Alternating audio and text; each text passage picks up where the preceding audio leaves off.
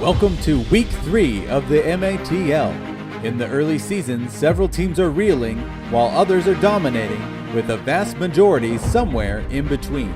Join us as we watch the best baseball has ever had to offer take each other on in a gigantic battle of legacies.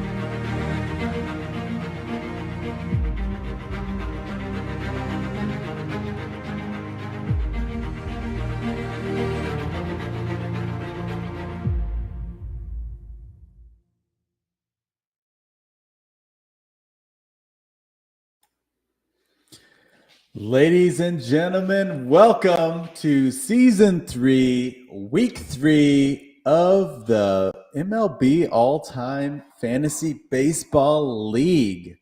You may notice I am on my own right now. My trusty, ever-faithful co-host, Mr. Ben Scholler, is not currently with me in this broadcast right now. He will be showing up. He will be popping in a little bit later. So we've had some schedule things come up between Ben and then myself, but we're working it out. That's always how we do it. We piece it together. We broadcast when we can. And this is what we got tonight. We have a late night stream for you guys. Tried to get some of the East Coast games in earlier so that you all don't have to stay up super late if you want to watch the broadcast live. I did want to make a bit of a correction as I was listening to the intro video before the broadcast. I did say in my voiceover that we see the best that baseball's ever had to offer. I should have said some of the best that baseball's ever had to offer, because in this league we cannot, unfortunately, highlight the Negro League players. And they were also some of the best that baseball ever had to offer. So yeah, just put a note in there on that. I don't want to slight them in any way. And yeah. Well, without further ado, let's pull up the standings here. Let's see where some baseball trades have been going on lately, which has been interesting. I saw that the Royals traded Brady Singer for Jonathan India, which, if I'm a Reds fan, I'm okay with that, actually, because they're already stacked in the middle infield, in the infield in general. And Brady Singer, he made some real positive strides last year, so he's a decent pitcher. Let's see here. Here is our current standings after 2 weeks of play. First place is a four-way tie between Sasquad. They are 5-1, as well as the Puddletown Webfeet, $, hitMachine, and the Dead Sea Squirrels up there tied for first. Then we have 3 teams in here tied for fifth: the Old Dominion Desperados, the Dancin Homers, Quazy Quakers, There is a passel of teams here, 3-3, as well as 2-4.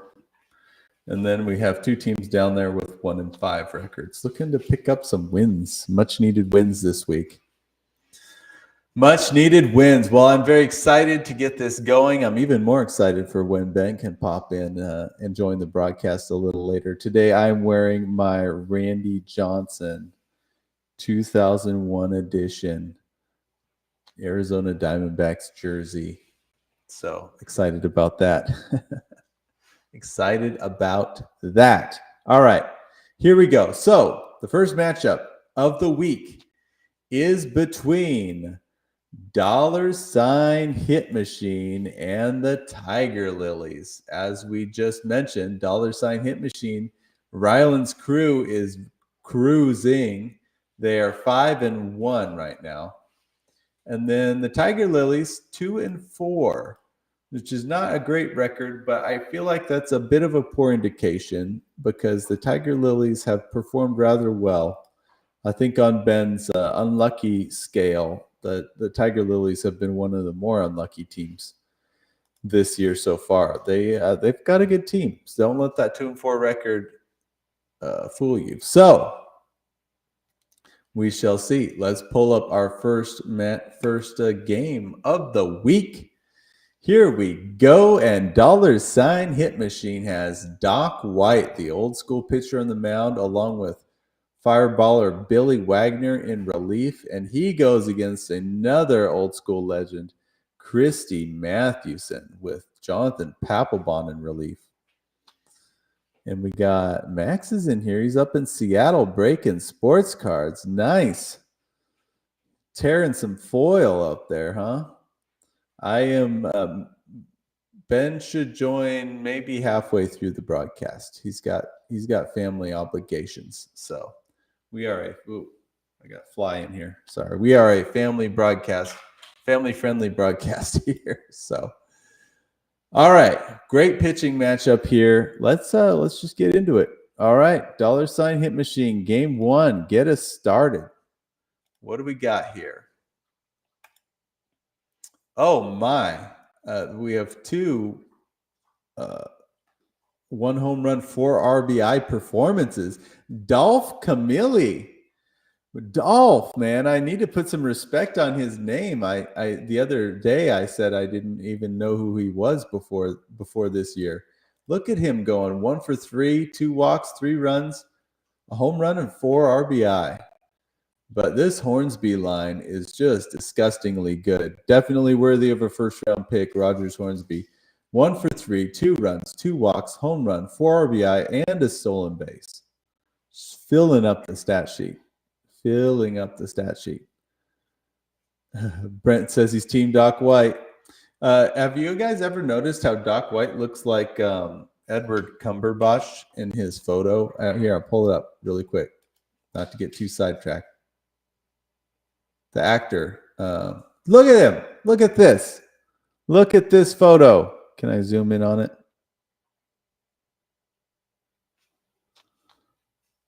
Tell me that's not Edward Cumberbatch. Come on now. If someone were to play Doc White in a movie right now, it would have to be that man. Anyways, as an aside, well, this is a decent start. Let's see. Miguel Tejada went 2 for 4. Pudge Rodriguez 2 for 4, 2 runs. Not bad. A 250 batting average could be better, but the counting stats are good. Dolph's former one-time MVP. Good player. Yes, good player. Well, let's see what the Tiger Lilies can do in response here. Well, 375 batting average, but I'm seeing a lot of goose eggs here. I don't know. Let's see. Well, I mean, Gil Hodges goes 3 for 4 with a stolen base. That will tie that category. Joe Torre, 3 for 4 with a run, home run, 2 RBI. Torre was such a famous manager for the Yankees that people forget he had a pretty dang good playing career. David Wright goes 1 for 4 with a solo home run. Let's tally it up. Tiger Lilies take hits, runs to $ hit machine. They tie in home runs. Hit machine takes RBI and walks. They tie in stolen bases. Hit machine takes strikeouts. Tiger Lilies take batting average. 4-2 lead for Ryland's crew so far. Going into pitching. Okay. Doc White, the aforementioned Doc White. What does he have in store for us today? Oh my. Look at this. He gets the quality start. 10 2/3 innings? Are you kidding me? 8 hits, gives up just 1 run, walks 2, strikes out just 2. But come on now. This man just threw 10 2/3 inning and you can't get him a win. 10 2/3 inning of 1-run ball. You can't get him a win. His team really dropped the ball on that. Billy Wagner gets a save in a scoreless inning with a walk and a strikeout. This is looking great. 0.77 ERA, 0.94 whip, 2 of the trifecta. Oh boy, you are in trouble, Mr. Wade Walker. Ethan says, don't worry, I'm here. Welcome, Ethan. Christy Mathewson was a great pitcher, but he's got a lot cut out for him here. So let's see what he did. Okay, he did well. Quality start, 9 innings, 9 hits, 2 runs, 3 walks, 7 strikeouts. Papelbon gave up a run in 1 inning. This is not going to cut it, I'm sure. No wins tied, quality starts tied, hit machine takes saves, IIS. Strikeouts to Tiger Lilies, ERA, whip to hit machine, and FIP to Tiger Lilies. And just like that, the 5-1 $ hit machine are now 6-1 as they take game 1, 8-4. Wow, they are rolling right now. Rolling. Can Wade's team slow them down here in game 2? Well, what do we have in game 2? We have 2 new pitchers to the league. Slim Sally, old school pitcher, Slim Sally, along with Koji Uehara, versus Gio Gonzalez and Jonathan Papelbon, a couple Washington Nationals right there. Gio Gonzalez making his league debut, I believe. All right. Here we go. $ hit machine. What do you got? Pretty good. 310 batting average. 6 strikeouts is a lot, but he got Miguel Tejada stays hot, 1 for 4 with a solo homer. Andrew Jones goes 1 for 4 with a walk, 2 RBI. Todd Helton stays hot, 2 for 3 RBI run. 2 RBIs, a walk and a run. Larry Walker, this man, can't stop him. 1 for 3, walk and a solo homer. All right. Tiger Lilies, how will you respond? Ooh, not so good. Just 2 RBI. Jimmy Fox does his thing. He goes 2 for 3 with a walk, a run, and an RBI. Toby Hara chips in an RBI, but not much to write home about. This one might be tough. Hit Machine takes hits, runs to Tiger Lilies, home run and RBI to Hit Machine, as well as walks. Stolen bases are tied, strikeouts to Tiger Lilies, and batting average to Hit Machine. They have a 5-2 lead going into pitching. Brent says, $ hit machine is on fire. They're on fire. Yes, they are. Man. I would not want to be playing them right now. All right, Slim Sally, what do you have for us here? Oh, my. What a good performance. He gets the win. He gets a quality start. 9 innings, 7 hits, 1 earned run. Just one walk, 3 strikeouts. And then Koji Uehara gets the save in a scoreless inning. Jeez, okay, a 0.9 whip and a 0.9 ERA and a 0.8 whip. Ryland's pitching is going off right now. Absolutely going off. Well, with that kind of line and a 5-2 lead, Wade's in trouble right now. Sorry, got a beard hair in my mouth there. Okay, Mr. Wade Walker, what do we got from Gio Gonzalez, Jonathan Papelbon? Oh, wow. Great performance for Gio Gonzalez. He gets a win in a quality start. 6 scoreless innings on 2 hits. He walked 3, struck out 4. Papelbon gets the save in a scoreless inning with a hit and a strikeout. This will not be enough, I don't think, though. Wins tie, quality starts tie, saves tie. IAS to Tiger Lilies, strikeouts to Tiger Lilies, ERA to Tiger Lilies, a whip to hitMachine, FIP to hitMachine. Wow, okay, made it close. Made it close. 7-5. Man, with the way $ hitMachine is playing right now, Tiger Lilies really needed this one. They really needed this one. It was close. They couldn't quite pull it out. Jeez. Okay. Well, game 3. Are we going to have a sweep right off the bat? I don't know. Wade, you got to give your team a pep talk here. Some kind of pep talk. Game 3, we have Red Ames. Another league debut, along with Billy Wagner, against a former $ hitMachine player from last year, Tim Lincecum, and then Jonathan Papelbon. Wow, how will Lincecum do against his former team? Some intrigue there. We'll see. Can he pay Ryland back for not redrafting him this year? I don't know. All right, Ryland, what do we got? 278 batting average, 8 RBI. That's nice.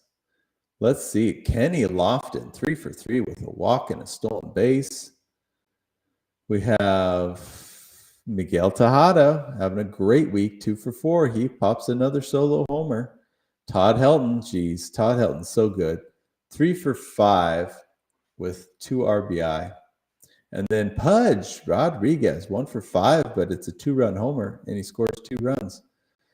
Look at Rogers Hornsby. He goes 0 for 4 with a strikeout in 1921. Let's look at what his batting average was in 1921. In 1921, Rogers Hornsby batted .397. Led the league with .397 batting average. He pulls a 1921 Hornsby game, but he goes 0 for 4 with a strikeout. Come on.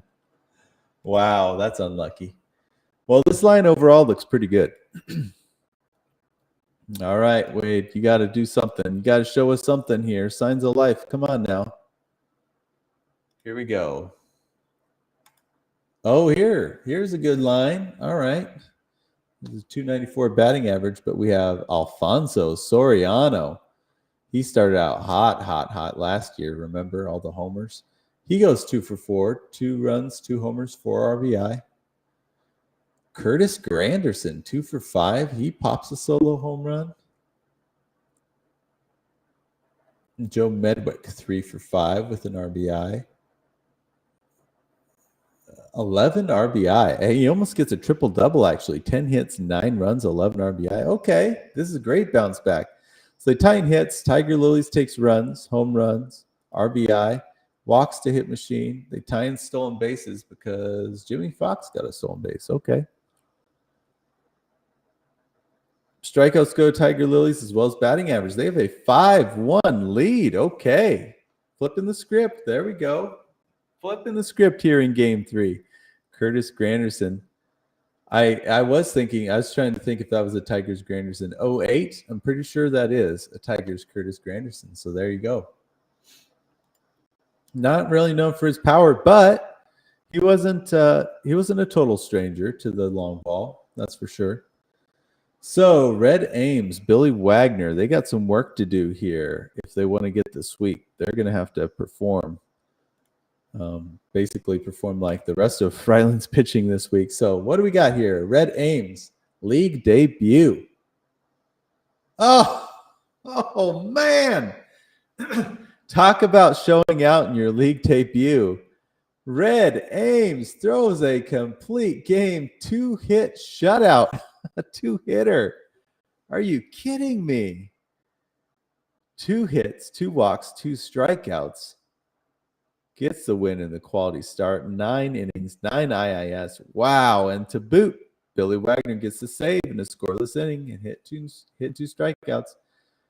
Oh, my. Oh, my. It wasn't going to be easy, but now it's just downright difficult. Tim Lincecum and Jonathan Papelbon, it all rides on your shoulders. This is, 2013 Tim Lincecum. So as we know, Lincecum has a period of time, about 3 years, when he was really good. Outside of those 3 years, you're in trouble. And this is outside of those 3 years. So let's see what happens, though.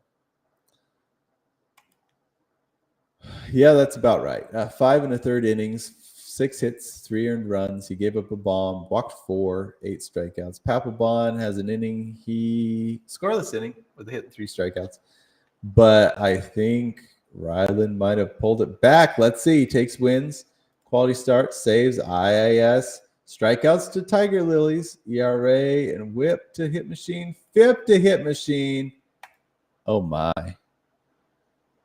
Oh, my. $ hitMachine wins 8-6. And would you look at that?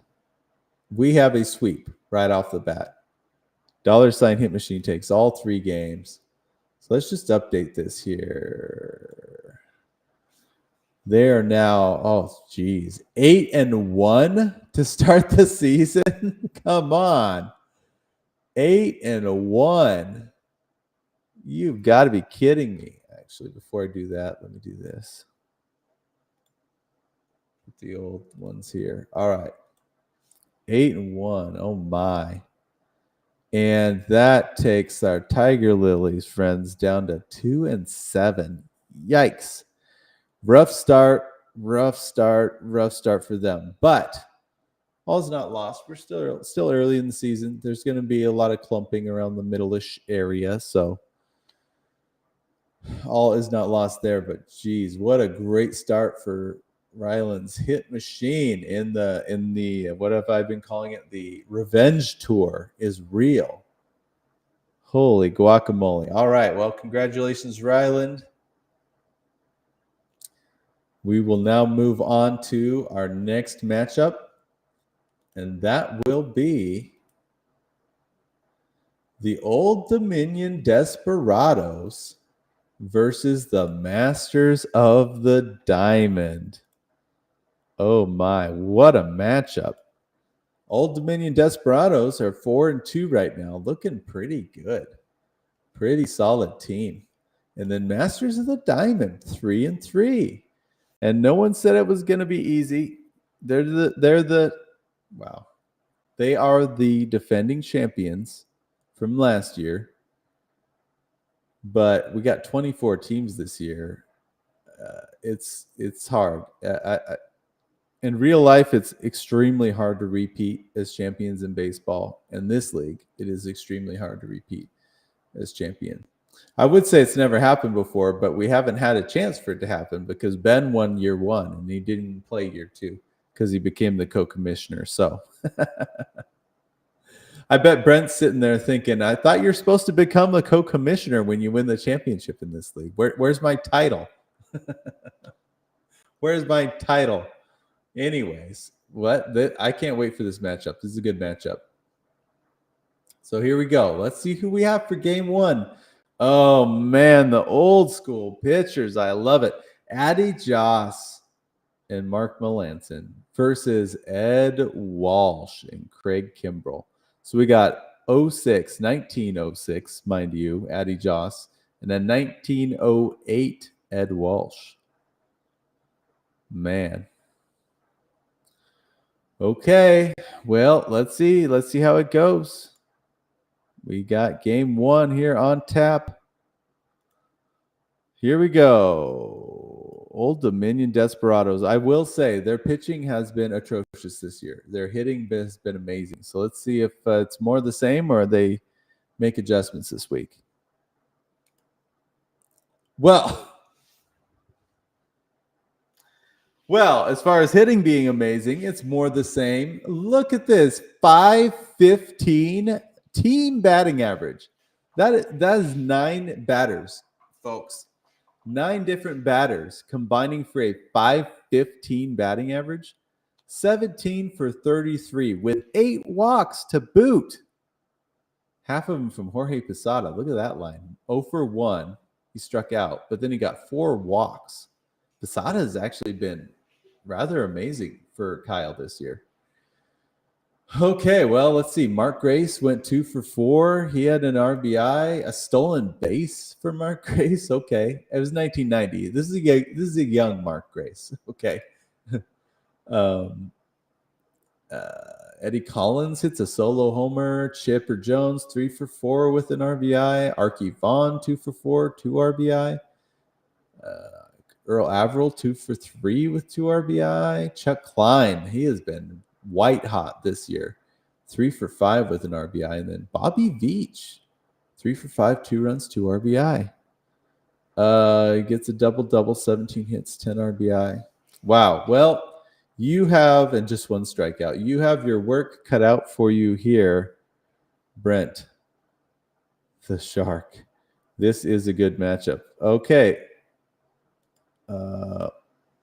All right, Brent, let's see what your hitters can do. Brent's hitters known for being very talented themselves. So here we go.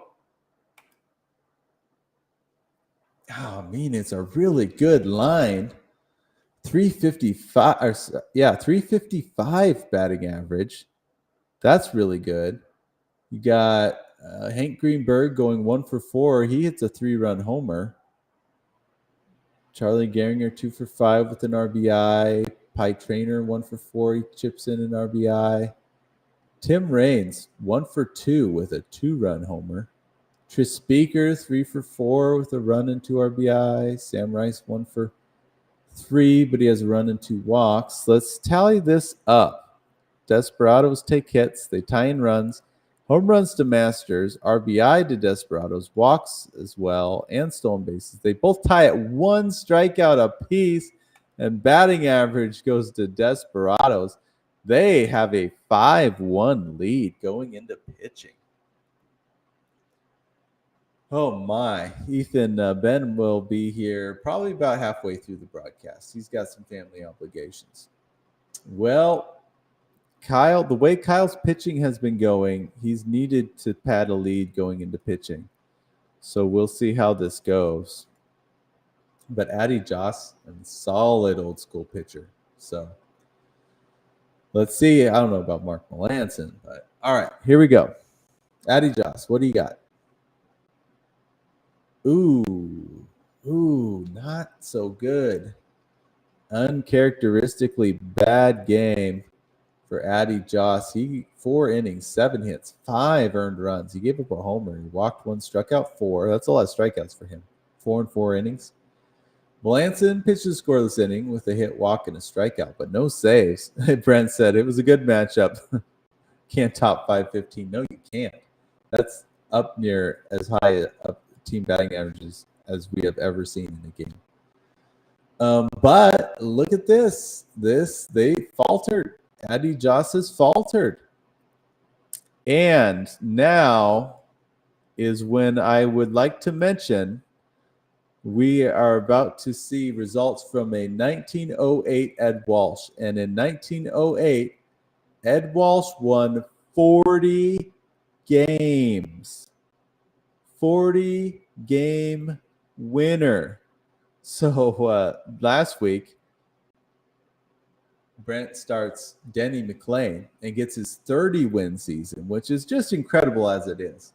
But here we have Ed Walsh, and this is a 40-win season, 4-0. So can he help facilitate a comeback?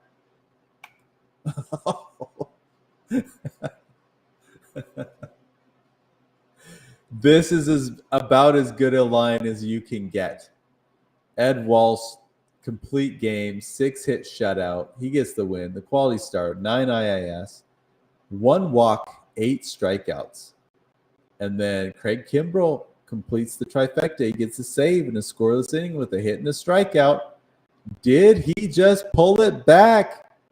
Masters take wins, quality start, saves, IAS, strikeouts, ERA, whip, and FIP. They sweep the pitching categories, and it goes from 5-1 to a comfortable 9-5 victory for the Masters of the Diamond. Oh my. 40 win Ed Walsh. Just flexing.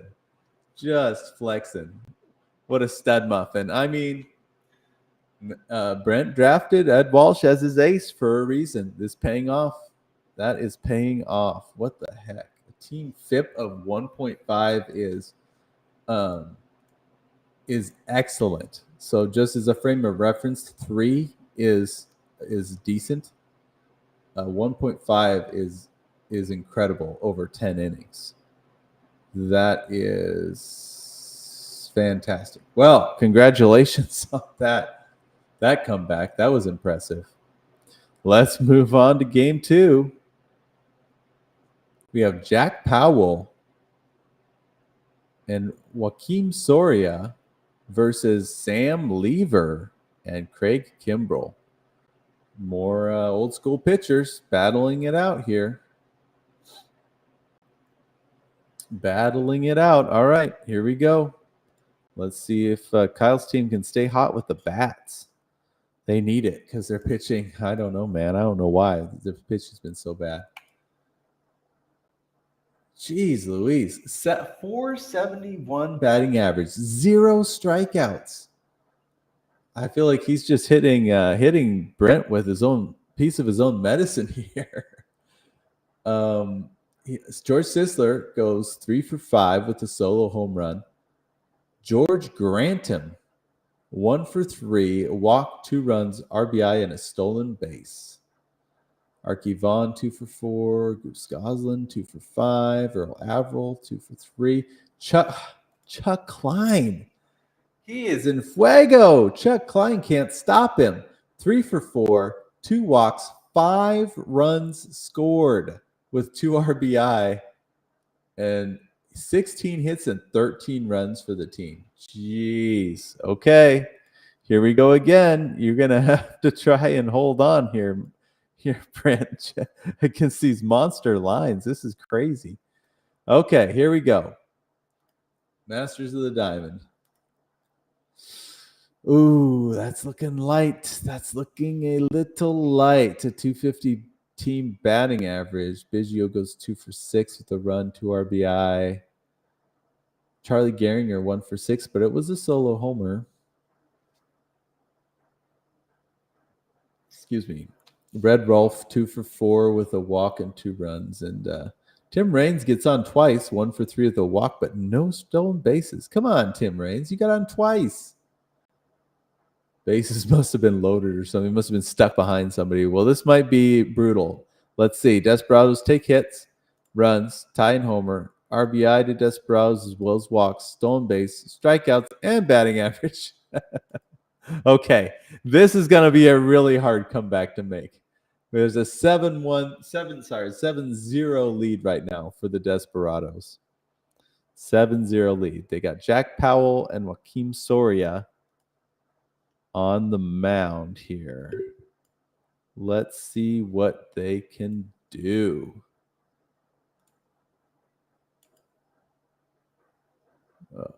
Oh, interesting.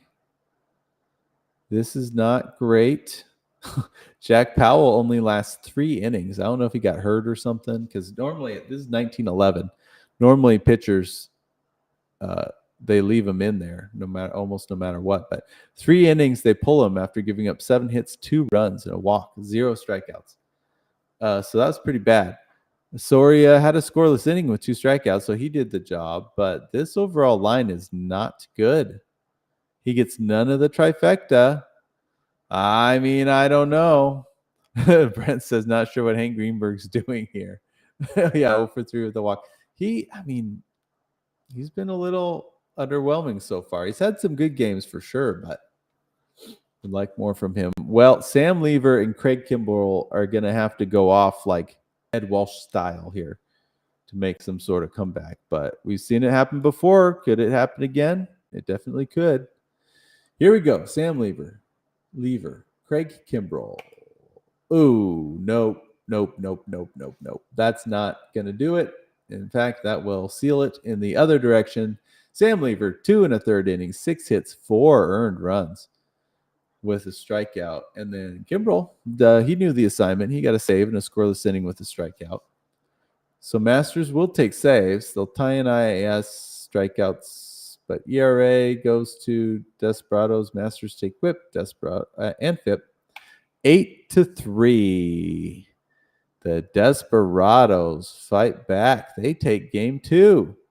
So we'll have a decisive game 3 here. Who is going to be the better team in this series? An old Sam Lever. That's true. That was an old Sam Lever. Game 3, Bob Shockey making his league debut on the mound with Mark Melanson against Mordecai Brown. How good was he last year? Three Finger Brown was astounding last year for Mr. Leaper's team. He was so good. Yeah, let's see it. I mean, Kyle's team's hitting has been out of this world, so they're going to want to keep that up here in game 3. Let's see.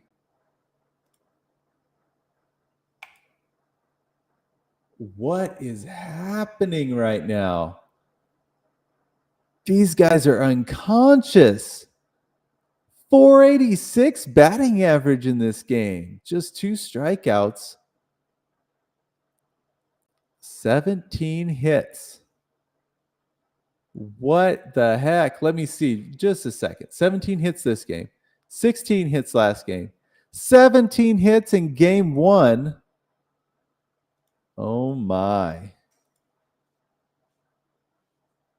17 plus 16 plus 17. That is, that is 50 hits. 5-0. 50 hits in 3 games? What is going on? This must be a league record. That's got to be a league record. 50 hits over 3 games. Jeez. Well, okay. He gets a double here because he gets 12 RBI. Chipper Jones, 3 for 4. Walk, run, home run, 5 RBI. Goose Goslin, 3 for 3, 3 RBI. Dave Parker, 3 for 4 with a run. Bobby Veach, 3 for 4 with a run, 3 RBI, and a stolen base. Kyle's team is on fire. What the heck? Let's see. Sisler 2 for 5. Posada 1 for 3 with an RBI. Posada still contributing. Okay, Brent. Holy moly. All right. Can you steal some categories or something? I don't know. Best of luck to you, sir. Jeez, you ran into a freight train with the bats this week. Holy. Okay, here we go. Let's see. 206 batting average isn't great, but he does get 2 home runs, so he'll take that category. Gehringer hits another home run. He's flashing the power this week. 2 for 4 with a 2-run bomb. Red Rolf, a 2-run homer. He's had a good week. Juan Pierre, 1 for 3, 2 walks. Tris Speaker walked 3 times. 10 walks. Take that category too. You know what? Let's see. So Desperados take hits. Runs to Masters. How is that possible? Masters take runs. Okay. Home run to Masters. RBI to Desperados. Walks to Masters. Oh, that's why. 10-2 in the walks. Stolen bases to Desperados. They tie in strikeouts and batting average to Desperados. Look at that. 4-3. Okay. This is the definition of damage control right here. Damage control. They went out and snuck the home run category, the walks category, the runs category. Somehow, even though the other team had 17 hits. Okay. Well, this makes things interesting. Bob Shockey and Mark Melanson with just a 1-run lead right now. They can't mess around. They did know the task. Here we go. Oh, man. Melanson gets shelled. Mark Melanson, 1 inning, 3 hits, 3 earned runs. He gave up a home run. But Bob Shockey did great. He got a quality start, 9 innings, 7 hits, 1 run, 3 walks, just 1 strikeout. Ooh, this is not that strong.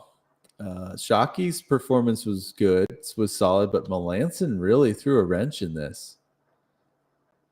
Well, with Mordecai Brown and Craig Kimbrell, what a combo. Jeez. Well, I feel like Brent's got him right where he wants him. Man, okay, here. Well, you never know. Let's see. Mordecai Brown, Craig Kimbrell. Here we go. Oh, that's good. That looks good. Win, quality start, 9 innings, 9 hits, 2 runs, 2 walks, 3 strikeout for Mordecai Brown. Craig Kimbrell, another scoreless inning with a save and a strikeout. Kimbrell has been aces today. This, oh my, that's Brent's probably going to win it. He takes wins. Quality starts, ties, saves to Masters, IAS to Masters, Ks to Masters, ERA, WHIP, and FIP to Masters. Look at this. 10-4 victory and a 2-1 series victory. Now, this just goes to show you have to have balance in your rosters in this league. This Desperados just hit 50 hits over 3 games in this series, and they only won 2 of them because the Masters were able to do enough damage control on the hitting front and then just flexing on the pitching front. And nice work. Well done. What a matchup. What a battle of titans there. That was great. That was great. Jeez. Okay.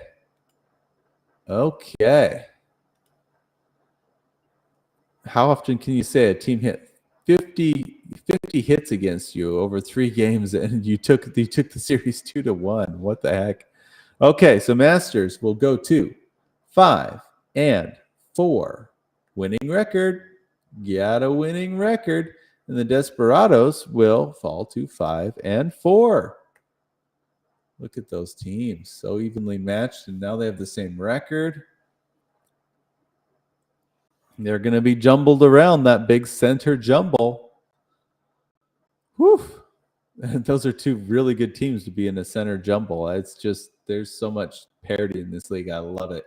Well, that was a great series. I mean, Kyle, when he sees this, he's like, what do I got to do, man? What the heck? If you got to get your pitchers going. And like Addy Joss is a great pitcher. So I would be miffed at him performing so poorly. But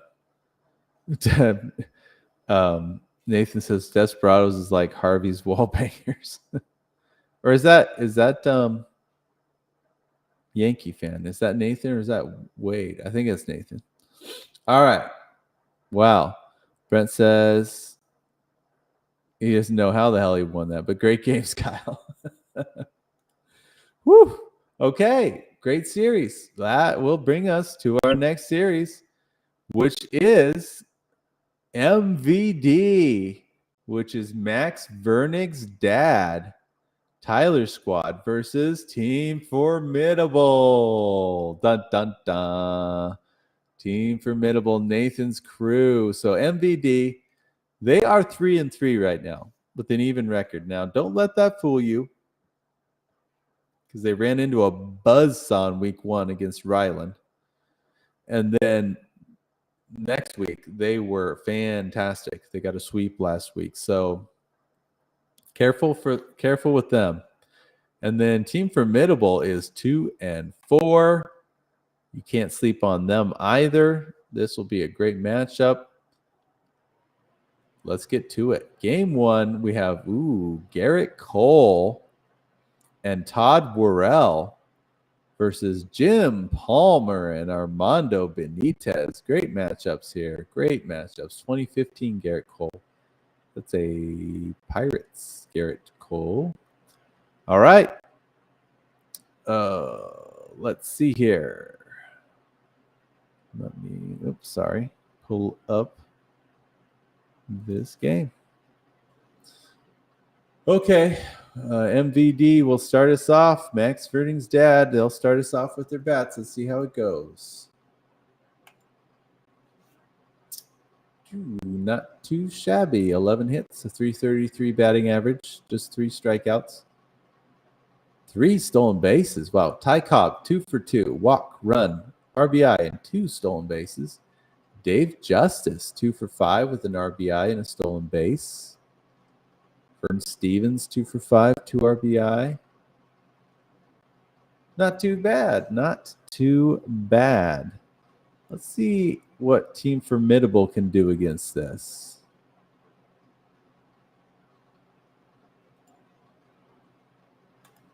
Oh, this looks promising.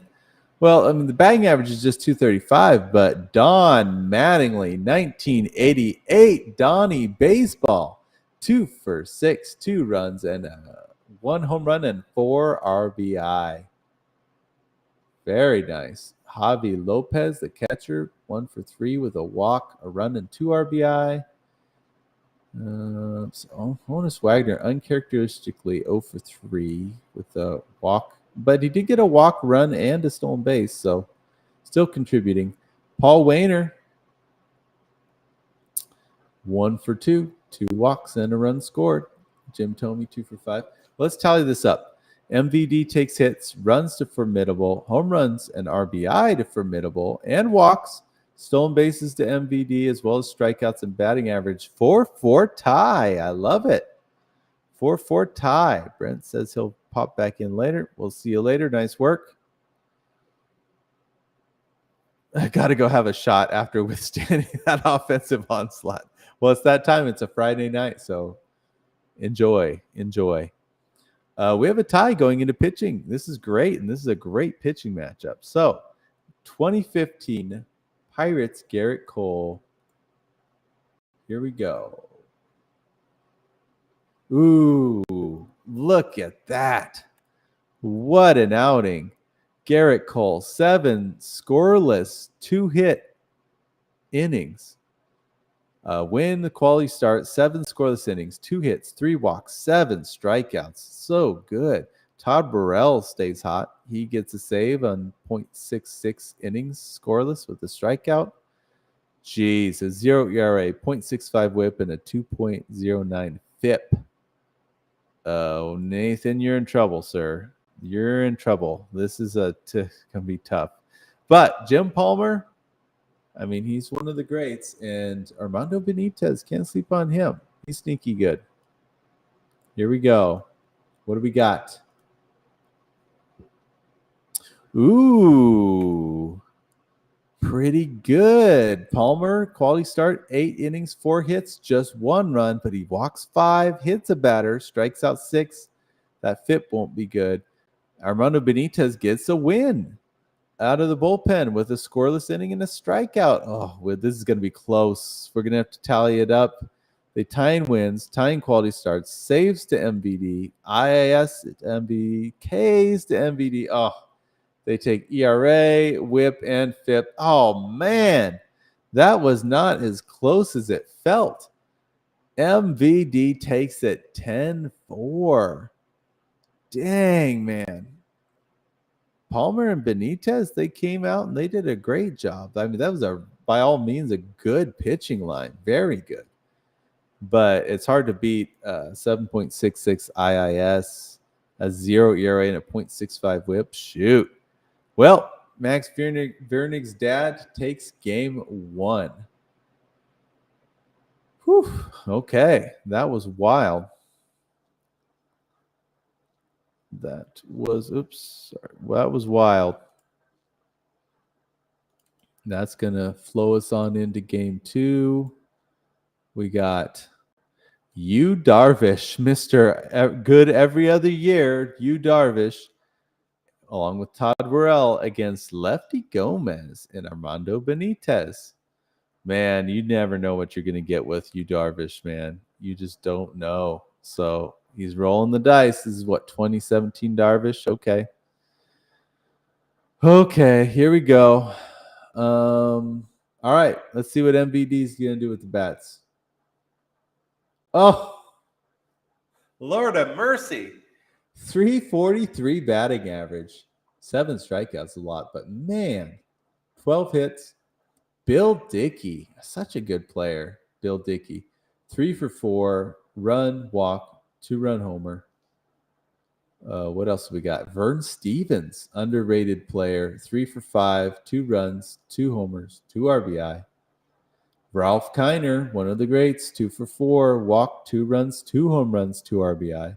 Mookie Betts, 2 for 4, 3 runs, home run, RBI, and a stolen base, filling up the stat sheet.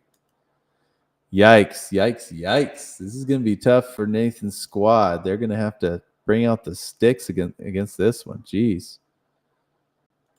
Tough crowd here. What the heck? This is a league newbie coming in here just going off. All right, here we go, Nathan. Team Formidable. What do you got for us? Ooh, not bad. 419 batting average. 419 batting average on 13 hits. Well, that's 2 categories he's going to take. Just 3 strikeouts. Let's see. Don Mattingly. Look at this man. Don Mattingly, the captain of this team, 1 for 4 with a walk and a solo homer. Mike Schmidt, the usual suspects, 3 for 4 with a run, a walk, and an RBI. Earl Combs goes 2 for 5 with a run. Well, let's see how this pans out here. This might be close again. Formidable takes hits. MVD takes runs, home run, and RBI. Walks to Formidable, stolen bases to MVD, strikeouts to Formidable, and batting average to Formidable. We have another 4-4 tie going into pitching. Look at this. What a matchup. What the heck? Well, in this case, I would feel a little better if I'm as Nathan than last game because Yu Darvish is such a wild card. I don't even know. We'll see how he does. 2017 Yu Darvish. Here we go. And Todd Worrell. What do we got? Oh, he got the good Yu Darvish. Wow. Wow. 7 scoreless innings. First Garrett Cole with his scoreless innings. Now Yu Darvish with 7 scoreless innings. 7 scoreless innings on just 3 hits and no walks. Oh my. 5 strikeouts. What a gem. The win in the quality start. Todd Worrell did give up a run. In 1 inning, he gave up a hit and a run. But they're sitting at a team 1.13 ERA, a 0.5 WHIP. That's disgusting, and a 1.75 FIP. Oh, jeez. Oh, Nathan, you got. Oh, this is like a deja vu here. Lefty Gomez and Armando Benitez are gonna have to have a great line to overcome that. Oh my! Here we go. Oh, Lefty Gomez, 7 innings, 6 hits, 4 earned runs, walks 2, hits a batter, strikes 1 out. That's going to tank him. Armando Benitez gets the job done, a scoreless inning with a save, hit, and a strikeout, but let's tally it up. MVD takes quality starts and wins, saves to Formidable, IS to MVD as well as strikeouts, ERA, WHIP, and FIP. What the heck, man? What the heck? This is a total deja vu. Game 1 and game 2 are basically the same thing. MVD comes out and pitching and wins 11-5. And I don't even think Nathan's pitching's been bad. Oh, they weren't very good this game. Gomez wasn't, at least. Benitez was good, but it's just that they're going up against a buzzsaw right now. Man. Well, are we gonna get another sweep here? I don't know. Gotta hold them off. Team for this is rigged, he says. Team Formidable's got to hold them off. We got Dazzy Vance and David Robertson versus Mike Scott and Armando Benitez. Oof. Oof, the drama. Okay. MVD, what can they do with the bats? They've been pretty good this week. Oh, my goodness. We got a very pretty 321 batting average. Mookie Betts, this man, 2023, Mookie Betts. 3 for 4, 2 runs, 1 walk, 2 home runs, 4 RBI. Goodness. We are witnessing greatness in Mookie Betts in this day and age. Future Hall of Famer, absolutely. So the fact that he can just come in here and hold his own with all these all-time greats just goes to show how much greatness we are even seeing in this day and age. So Rafael Furcal, 2 for 4, 2 runs and a stolen base. Yeah, just 2 strikeouts. Oof. Okay, here we go. Formidable. What can you guys do with the bats here? Trying to stave off a sweep. Trying to stave off a sweep. Here we go. Oh, I see a lot of goose eggs here. That is no bueno. 216 batting average. Shoot. Paul Wainer 2 for 4 the run. Adam Dunn 2 for 4 the run. Mattingly goes 1 for 5 with an RBI. Not great. Let's tally it up. MVD takes hits, runs, home run, RBI, walks. Stolen bases, strikeout, batting average.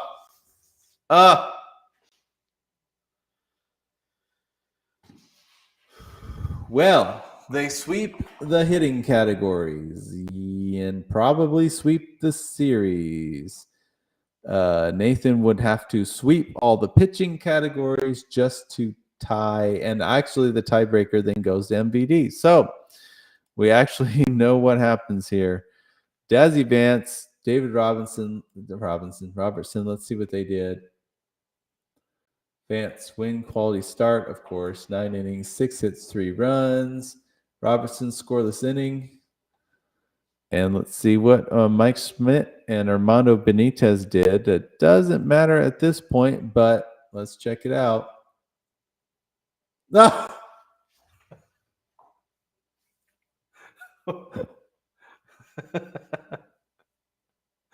Where was this in game 1 and 2?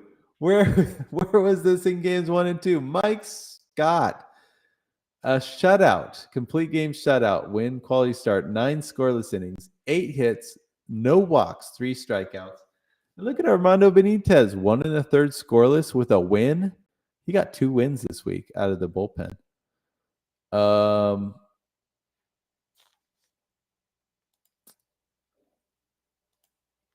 Yeah, that's a great pitching line.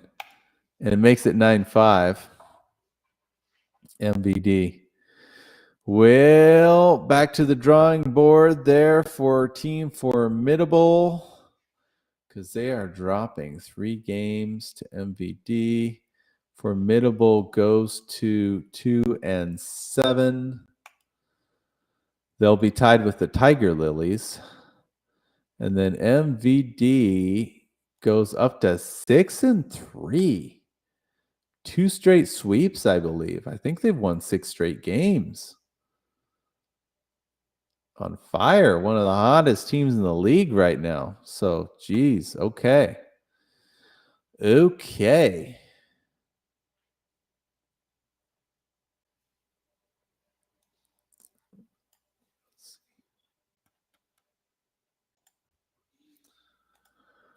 Oh, well. All right. Wow. And nice work, Tyler. Your team's just going off. And best of luck next time, Nathan. That will bring us to our next matchup. And this is Team Sasquad versus the Quazy Quakers. Max says Tyler F. and Bradley. So Max, I mean, you're the one who brought in Tyler. You said he's been the bane of your fantasy existence. So what did you expect was going to happen when you bring him into this league? He's going to be the bane of other people's existence yet again, and he's in your division, by the way. So good luck with that. All right, here we go. So it's Team Sasquad versus the Quazy Quakers. So Sasquad is one of the teams that's started out the week tied in first place, 5-1. They have been very solid. Very solid Sasquad, 5-1. And then the Quazy Quakers, pretty dang good themselves, 4-2.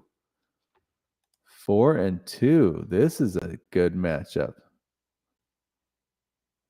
Man. All right. All right. Let's see. Let me pull over our box skewers.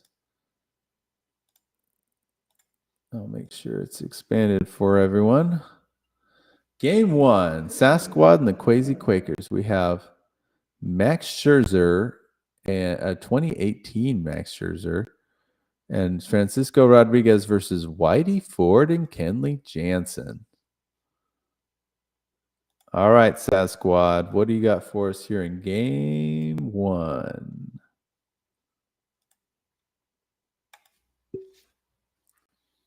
Not too bad. Well, look at Brian Downing, 2 for 4, 2 runs, 2 home runs, and 5 RBI. He went to work. JD Drew, 2 for 5 with a walk and a run. He's doing well. Just a second. Let me dog out here.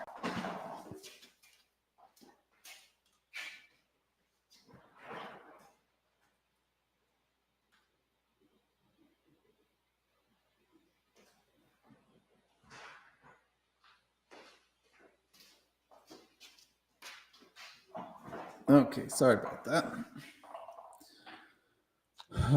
Brett Boone in his league debut goes 1 for 4 with a run, 2 strikeouts. This is okay. This is okay. All right. Here we go. Quazy Quakers. Oh my. I see a lot of crooked numbers here. 412 batting average. Man. Johnny Pesky, 4 for 4, 2 runs, a walk, and 2 RBI. What a great game. Manny Machado, 3 for 5, 3 runs, and RBI. Nap Lajoie, 2 for 3. Gehrig goes in Lou Gehrig uncharacteristically 0 for 5, but he still gets an RBI. Hal Trotsky, he's been good this year. 2 for 3, 2 runs, a walk, and a 3-run homer.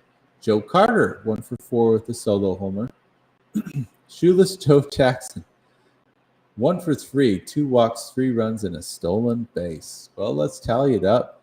Quakers take hits, they take runs, home runs are tied, RBI tied, walks to the Quakers, stolen base to the Quakers, strikeouts and batting average to the Quakers. Oh, wow. 6-0 lead going into pitching. Okay, Scherzer has his work cut out for him here. Max Scherzer, 2018.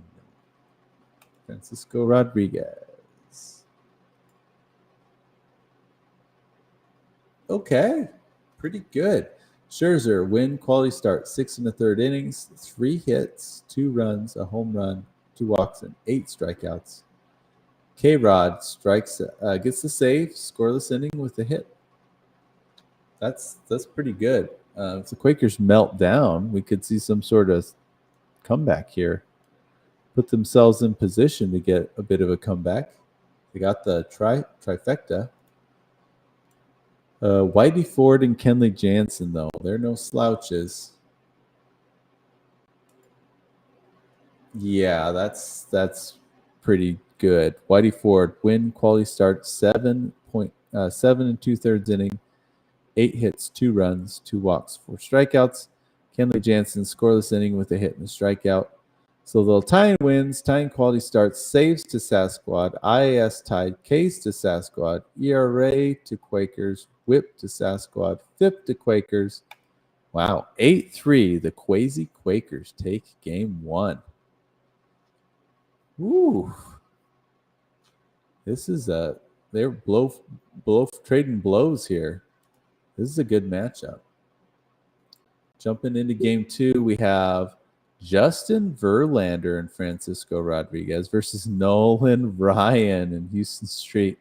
Nolan Ryan, one of the most volatile players in this game, in this league. You're not sure what you're going to get from him. And then Justin Verlander, 07 Verlander. Ooh, he was pretty good back then. That's a Tigers Verlander. Okay, let's see how it goes. Game number 2. Sasquad with the bats. Ooh, there we go. 371 team batting average on 13 hits. Ricky Henderson, 2 for 4 with a run and a stolen base. J.D. Drew stays hot, 1 for 3, 2 runs, 2 walks. Brett Boone, 2 for 5. Brian Downing having a week, 3 for 4 with a solo homer. This man, get out the fire extinguisher for him. Freddie Freeman, a 2022 Freddie Freeman, 1 for 4 with a walk, run, and an RBI. 2022 Freddie Freeman, that's a World Series Atlanta Braves Freddie Freeman, is it not? Okay. Pretty good. Quakers. How will you respond?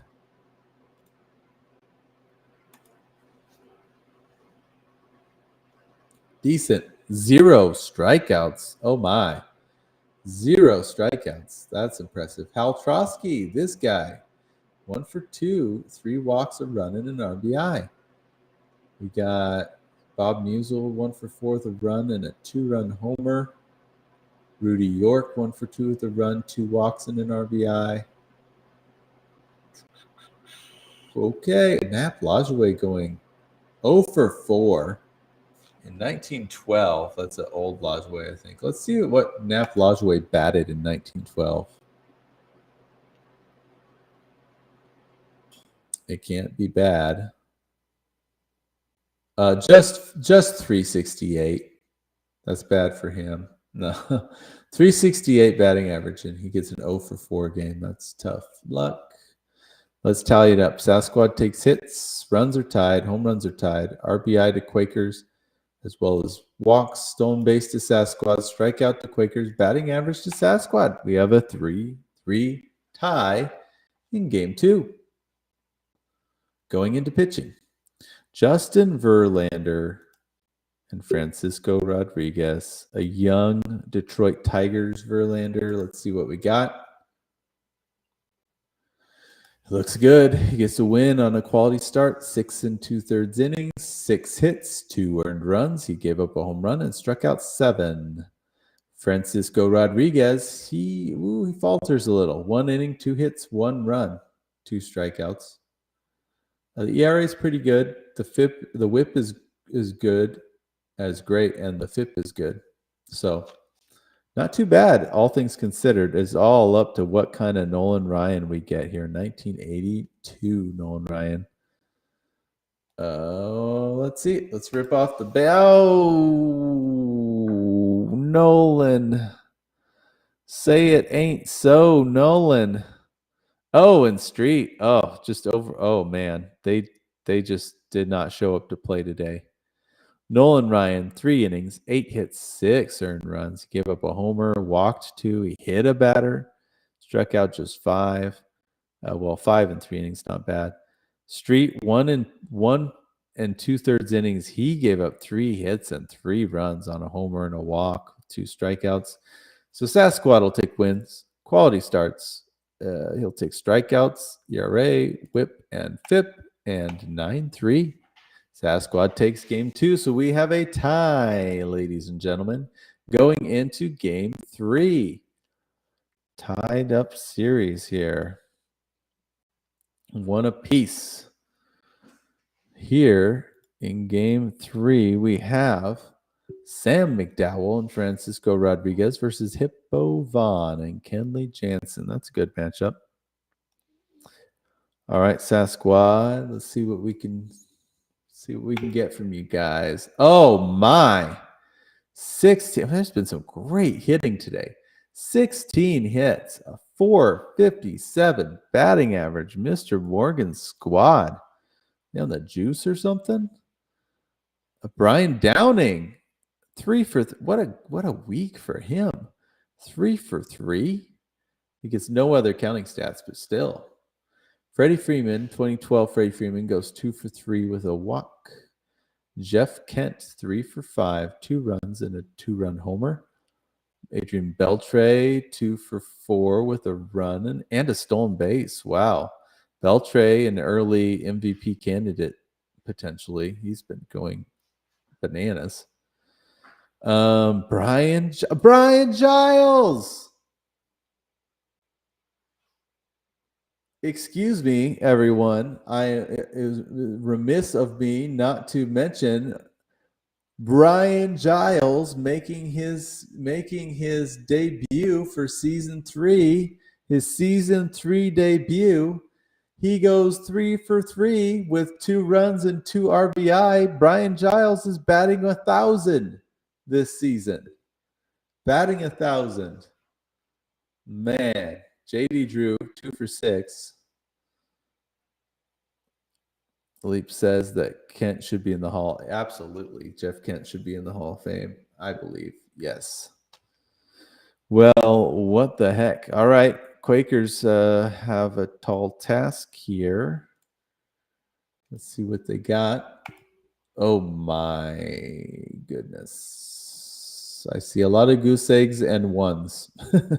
Only 2 twos in this whole thing is Joe Carter's 2 hits and Kirby Puckett's 2 strikeouts. There is really not much to talk about here. This is brutal. Johnny Pesky 1 for 1 with a walk. I don't think he got out this series. Johnny Pesky. Okay, this could be rough. Let's tally it up. Sasquad takes hits, runs, home runs, RBI, walks to Quakers, tied and stolen bases, strikeouts to Quakers, batting average to Sasquad, 5.2. Not quite as brutal as I thought it might be, but that's a good handicap there for Sasquad right now going into pitching. Sam McDowell and Francisco Rodriguez.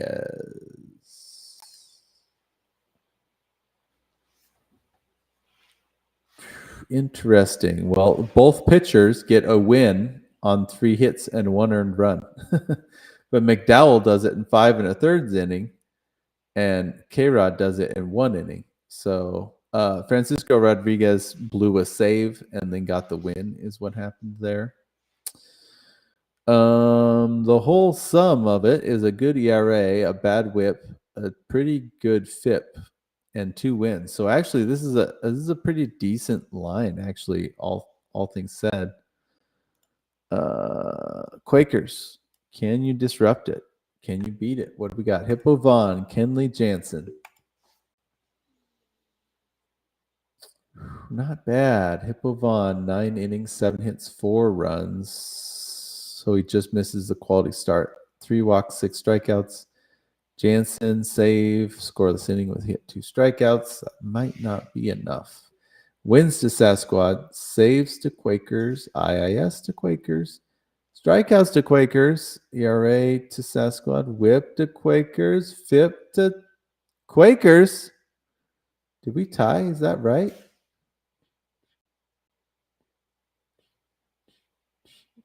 We did tie. Let me make sure that's right. We did tie. And the tiebreaker, though, goes to Sasquad because it will be runs plus RBI. Sasquad will take both those categories, and they will take a 2-1 series victory. Ooh, that was a good battle. That was a good battle. So, Sasquad will go to 7-2. Great record. The first 7-2 team in the league. And that will put Quazy Quakers to 5-4. Along with Masters of the Diamond and Old Dominion Desperados. Some pretty dang good teams with 5-4 records. Oh my. Oh my. What a great series. That was a great series.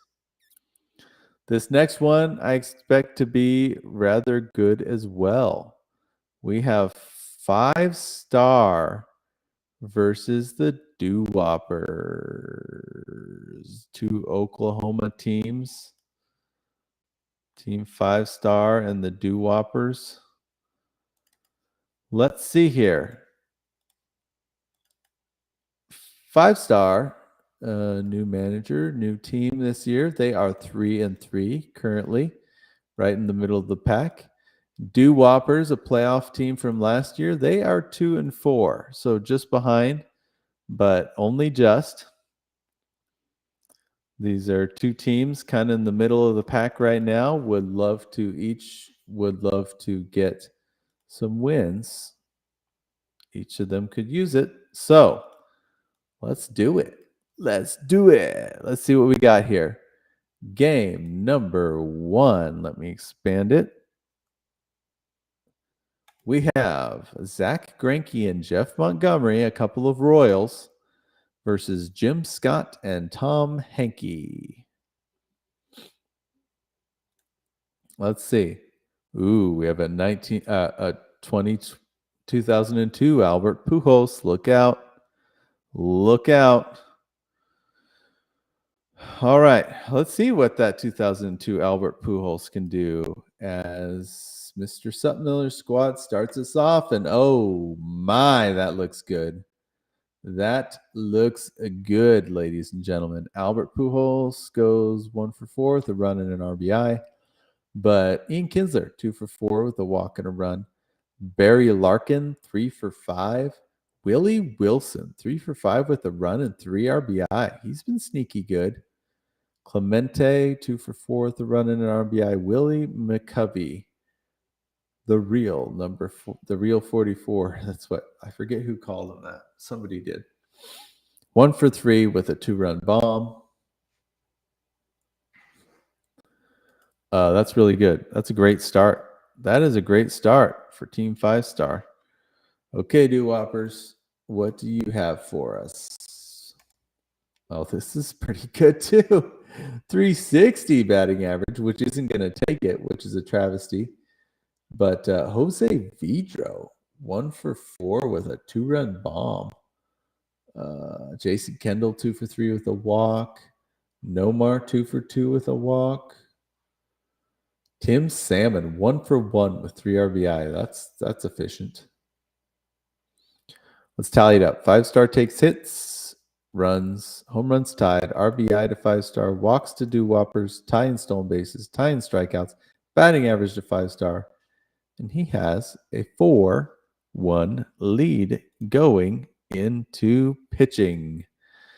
So we have Zach Greinke. This is 2010 Zach Greinke. So this is a Royals Zach Greinke, along with Royals relief legend Jeff Montgomery. What do we got? Oh, this is really good. Greinke, 7 innings, quality start, 7 innings, 2 hits, 2 runs, gave up a homer, a walk, hit by pitch, and 8 strikeouts. Good outing, great outing. Jeff Montgomery save in a scoreless inning with a hit. Well, that's looking really good. And with a 4-1 lead, they are sitting pretty. Let's see what Jim Scott and Tom Henke can do, trying to play the spoiler.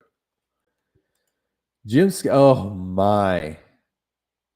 This might change some things. Jim Scott with a shutout. We've had some shutouts today. Jim Scott gets one. Complete game shutout, win, quality start, 9 scoreless, 5 hits, 2 walks, 8 strikeouts. Tom Hankey, scoreless inning with a hit and a strikeout, but he did not get a save. Will that make the difference? Doo-Whoppers take wins. They tie in quality starts, save to 5-star. IIS to Doo-Whoppers, strikeouts to Doo-Whoppers. They take ERA, whip to 5-star, and FIP to Doo-Whoppers. They're tied. The tiebreaker is runs, RBI, and ERA. Runs and RBI go to 5-star. So they take game 1 on the tiebreaker. Well, that was close. That was close. Man. We might have two very evenly matched teams here. Very impressive. Okay, here we go. Game 2. Game 2 features C.C. Sabathia and Jeff Montgomery versus Sid Fernandez and Rafael Soriano. Ooh, those pitching matchups could both go either way. I don't know where that's going to go. All right. Team 5-star. What do you got? Bringing out the sticks. Man. Look at these guys. 371 batting average. Albert 2004. Cover of MVP Baseball, Albert Pujols. 4 for 4. 2 runs, a home run, and 2 RBI. Man. Brooks Robinson, 2 for 4 with a run and RBI. Barry Larkin, 3 for 4, 2 runs, a walk, and a RBI and a stolen base. Willie McCovey, another good game, 2 for 4 with a walk, run, and a solo homer. Man. 5-star swinging it today. They are swinging it, ladies and gentlemen. Doo-Whoppers. Got to get hot with the bats. What do we? Ooh, this looks. This looks good too. 406 batting average, 13 hits. Man, Edgar Martinez. We know him. We love him. 2 for 3, 2 walks, 3 runs, 3 RBI. Carlos Guillen, 1 for 2, 2 walks, a run. Lance Berkman, there goes that man, 2 for 4, 2 runs, 2 RBI. Tim Salmon, another good game, 2 for 4, a walk, a run, and an RBI. He might be earning some more playing time. Let's tally this up. They tied in hits. Runs to Doo-Whoppers, home runs to 5-star, RBI to Doo-Whoppers, as well as walks, stolen bases to 5-star, and strikeouts. Batting average to Doo-Whoppers, 4-3. What a tight matchup. We have C.C. Sabathia and Jeff Montgomery.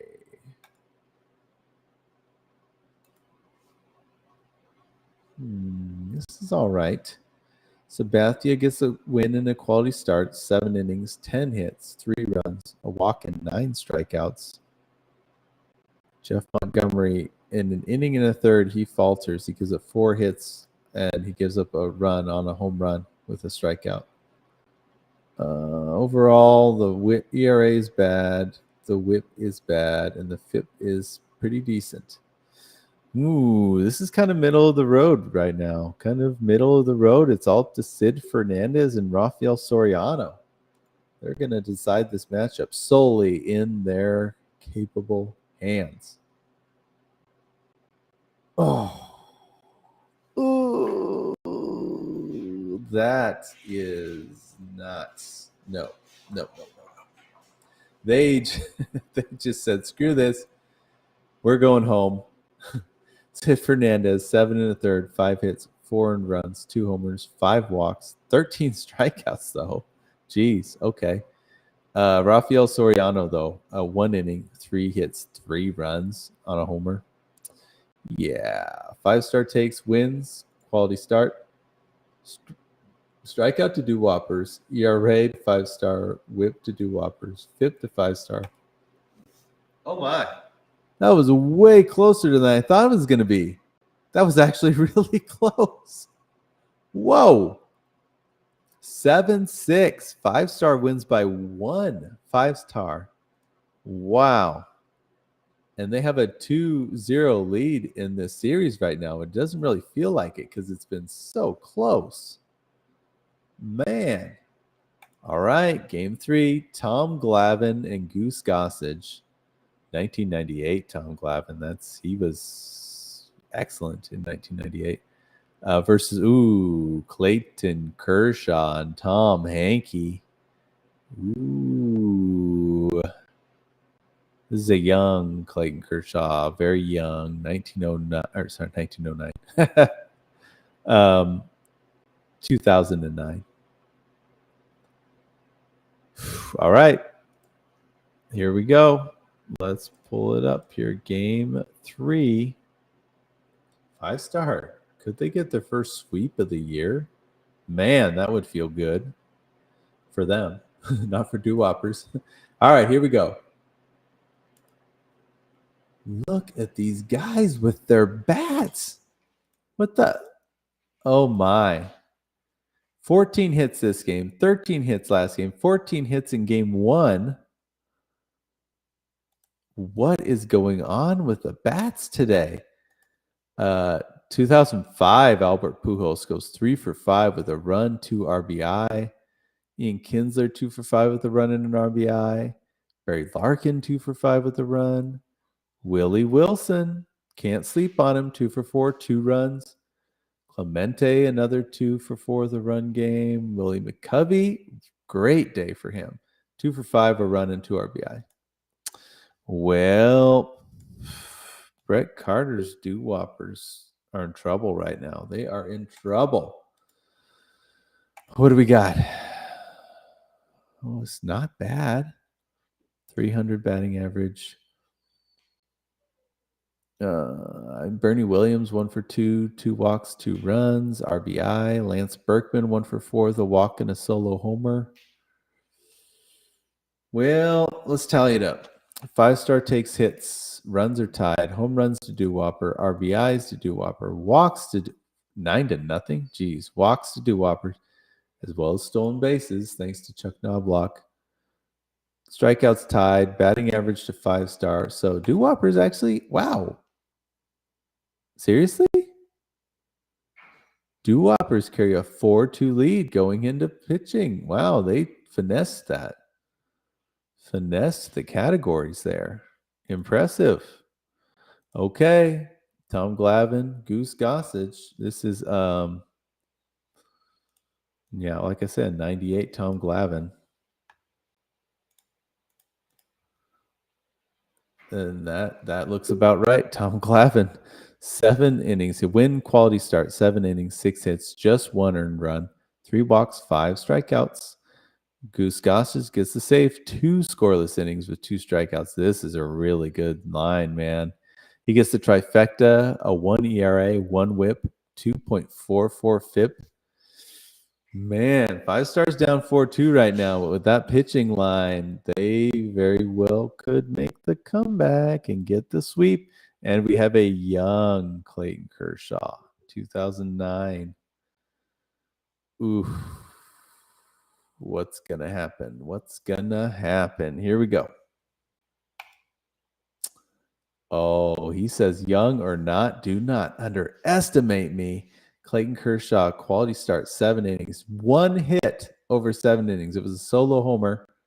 He walked 1 and struck out 13. Tom Hankey, 2 scoreless innings with a hit, 2 strikeouts. Oh my. I think that will hold him off. That .33 whip is amazing. Wins to 5-star. Quality starts tied. Saves to 5-star. They tie an IAS. Strikeouts to Doo-Whoppers. They tie an ERA at 1. Whip to Doo-Whoppers. FIP to Doo-Whoppers. He holds off Team 5-star to snag game 3. Man, he had to be so good to do it. So good to do it. Kershaw balling out at the exact moment he needed him. Man. So 5-star will pick up 2 wins and 1 loss. So it will be 5-4. And the Doo-Whoppers will pick up 1 win, 2 losses. They are now 3-6. They are the first 3-6 team in the league. So both of them still right around the center-ish area after this week. But that was a really good battle. Those 2 teams were very evenly matched. Very evenly matched, I must say. Man. Okay, this next matchup should be a doozy. We have the Louisville Sluggers versus the Puddletown Webfeet. Da, da, da, da. Let's look at where they're at in the standings. The Louisville Sluggers, 3-3. So they're entrenched in the middle right now, clumped up with a bunch of other teams. But the Puddletown Webfeet are 5-1. One of our top teams coming into today. They have been so solid this year. The Sluggers have been a little boomer bust, so they have the potential to bust in there and surprise in some games.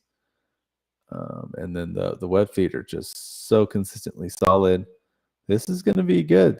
I'm very curious to see if the Sluggers can come in and create some disruption here.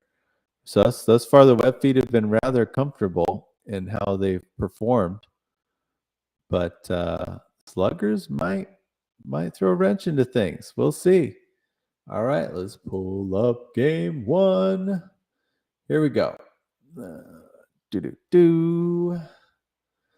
Game 1, starting pitchers. Oh my. Oh. Did I just pull the wrong thing over? Oh, sorry. Just a second. What did I do? Oh my. Okay.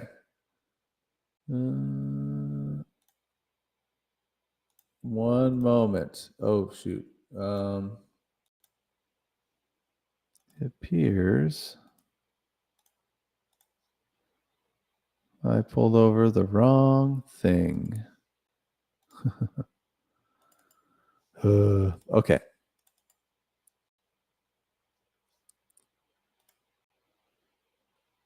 Oh.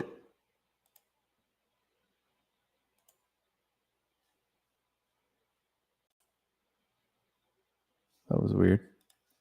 Sorry about that. Technical difficulties here. Sort your short spreadsheet by win percentage. Yeah, I can do that. I need pen here right now. Ben normally does the standings and all that stuff while I'm doing all this. Let me see here. Let's drag this over. And let's see if, let me bring the screen share back on. Screen share. Let's share that one. Oh, okay, that's not.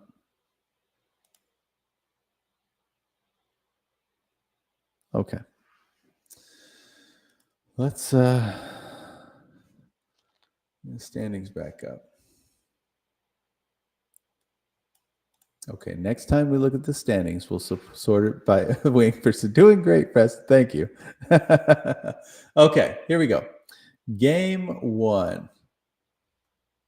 We have Bob Gibson and Fernando Rodney versus Rube Waddell and Jose Valverde. I don't know why this says 2005. That's weird. It's 1905. These are good matchups. So far, Bob Gibson, obviously one of the greatest pitchers ever. He has struggled this year so far. So I'm really hoping he can kick his struggles here. and have a good game here in game 1. We'll see. All right. We're starting with Louisville Sluggers with the bats. Can they live up to their name? The Louisville Sluggers. Here we go. Ooh, look at that. 394 batting average on 13 hits. This is a good start. Barry Bonds, 1996. Pre-steroid, still Giants, but pre-steroid, supposedly. Barry Bonds, 4 for 5, 3 runs. He hits a 2-run homer. Says, I don't need steroids. Well, he didn't really, so I wish he didn't take them. But Cesar Cedeno, he's been good this year. 2 for 4 with a run. George Foster, 1 for 3, a run, 2 walks, and an RBI. Tony Perez, 1 for 3 with a walk and a solo homer. Okay, well, that's a good start. That is a good start. We'll see what the Webfeet have for us.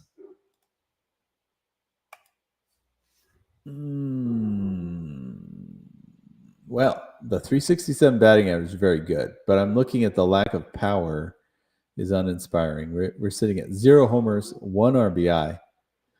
1 RBI from DiMaggio, 2 for 2 with a walk and an RBI. That sounds about right.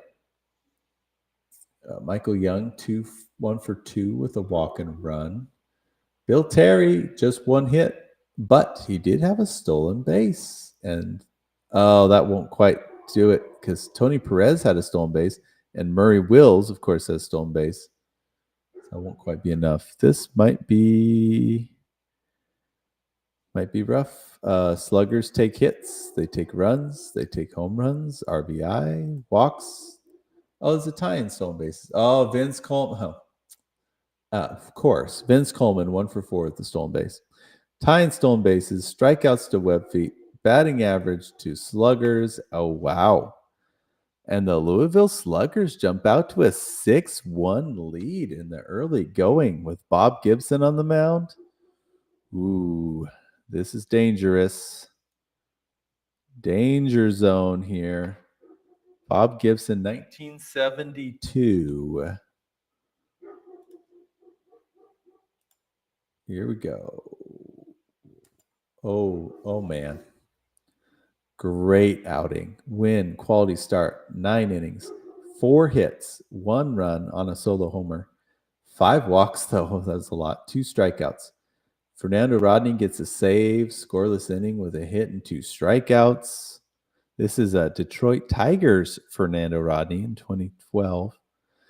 Yeah, sitting at a 0.9 ERA, a 1 whip. The FIP is really high. It's going to be pretty hard for Rube and Valverde to reverse course on here. But let's see what they got for us. Oh, man. Really good. Rube gets a win. Quality start, 6 scoreless, 4 hits, 2 walks, 2 strikeouts, and Valverde a scoreless inning. That's it. So they're going to grab a couple categories, but I don't think it'll be enough. They tied in wins, quality starts, save to Sluggers, IAS to Webfeet, strikeouts to Sluggers, Webfeet take ERA and whip and FIP. 8-5. Look at that. This is the disruption I was talking about. Look at the Louisville Sluggers taking game 1, 8-5. Oh, my. Oh, my. You just never know. They're waiting in the wings. You never know. Takes us to game 2. We're looking at Jack Morris and Francisco Cordero versus Ray Fisher. Ray Fisher and Edwin Diaz. I can look it up, but I want to say this is Ray Fisher's league debut. I don't think we've seen him yet. I can tell you in just a moment. Let me find. There it is. Let me pull up this roster. Ray Fisher. Yes. Yes, it is. Oh, Ray Fisher. First time pitching this season and first time pitching ever in this league. Old school pitcher, Ray Fisher, 1916. Okay. Let's see what happens in game 2. Game 1 went to the Sluggers. Game 2, here we go. Ooh, 162 batting average, 4 stolen bases. Murray Wills chips in 2 more stolen bases, 2 for 5, 2 stolen bases. Cesar Cedeno, 1 for 4, a walk, 2 runs, and a stolen base. Hal Chase, 1 for 3 with a stolen base. Fisk has another good game, 1 for 4, a walk, 2 runs. This is a little light though. Overall, only two strikeouts. So he's decent in a couple categories, but this is beatable, I would say. So let's see what the web footers have for us. No one's ever heard of Fisher. Well, we're going to get to know him here.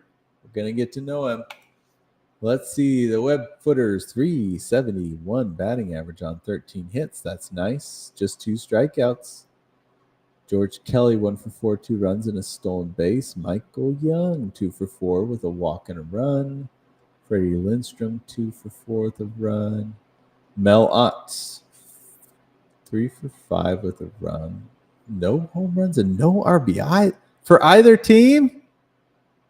Wow. I can only ever remember one other time this has happened. But neither team gets a home run or an RBI in this whole thing. 18 batters? Come on. How many Hall of Famers do we have here? Carlton Fisk, Pete Rose, Barry Bonds. Barry Bonds went 0 for 5. It was 87 Barry Bonds. Second-year Bonds. We got Frank Robinson. We got Al Simmons. How Mel Ott? How is there no RBI for either team in this? That's incredible. Okay, let's tally it up. Webfeet take hits. They tie in runs. Tie in homer and RBI, 0 each. Walks to Sluggers as well as stolen bases. Strikeouts tied. Batting average to Webfeet. 2 tie? Oh my. He thought Aurelia would get him a home run. That was 0-4 Aurelia. 2-2 tie going into pitching. Jack Morris, Francisco Cordero. Here we go. Oh, Jack Morris gets lit up. 6 innings, 6 hits, 5 earned runs. A homer, a walk, 5 strikeouts.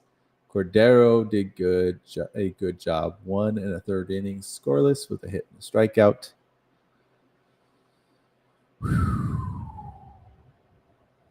Kind of sitting pretty here. Ray Fisher, the newbie, Ray Fisher. It's all going to come down to that guy.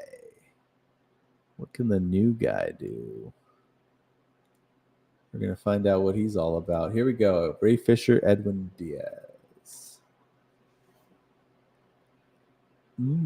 Solid. Quality start, 9 innings, 8 hits, 3 runs, a homer, 4 walks, a hit by pitch, 6 strikeouts. Edwin Diaz, a scoreless inning with a save, hit, walk, strikeout. I think that will do it. Webfeet take quality starts, saves, IAS to Sluggers, strikeouts to Webfeet, as well as ERA, whip to Sluggers, FIP to Sluggers. Ooh, that was close. That got close. The Puddletown Webfeet hang on and win 6-5 in game 2. That one was very close. Ooh. Okay, 1-1. We're 1-1 in this series. Going into the pivotal game 3. It's going to be Bert Blyleven, speaking of Hall of Famers, and Fernando Rodney versus Joe McGinnity and Edwin Diaz. Very nice. All right. Sluggers, game 3. What do you got for us?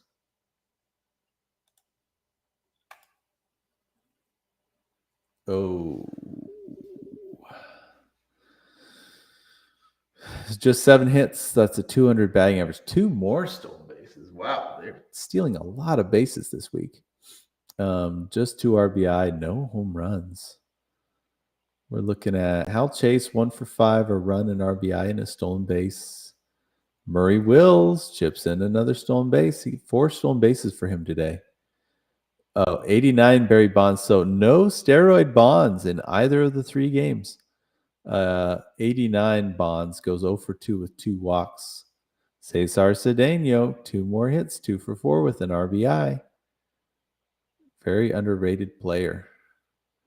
Well, this is uninspiring, to say the least. So Puddletown has a real opportunity here. Snag some early categories. Leaf says he's literally sweating this out. So he might feel a little better after seeing that batting line, but let's see what he has for us. 11 hits. 12 hits, 11 RBI. We go from no RBI last game to 11 this game. Can you spread it out a little bit or something? Oh, goodness. A double-double. We have 316 team batting average. Victor Martinez, 2 for 4 with a 2-run homer. Larry Doyle, 2 for 5, 2 runs and an RBI. Bill Terry, 1 for 4, the run and an RBI. Al Simmons, 1 for 3, a walk, a solo homer. Mel Ott, 2 for 5 with a 3-run homer. Heine Manouche. Heine's been good this year. 2 for 5, 2 runs, a home run, and 2 RBI. Heine. Can't stop him, man. Wow. Heine was on the runner-up Pine Tar Bandits last year. Well, let's see. This is going to be lopsided. Webfeet take hits, runs, home run, RBI, walks to Sluggers, as well as stolen bases, strikeouts, and batting average to the Webfeet, and they are up 6-2 going into pitching. Okay, Bert Blyleven, Fernando Rodney. What do we got?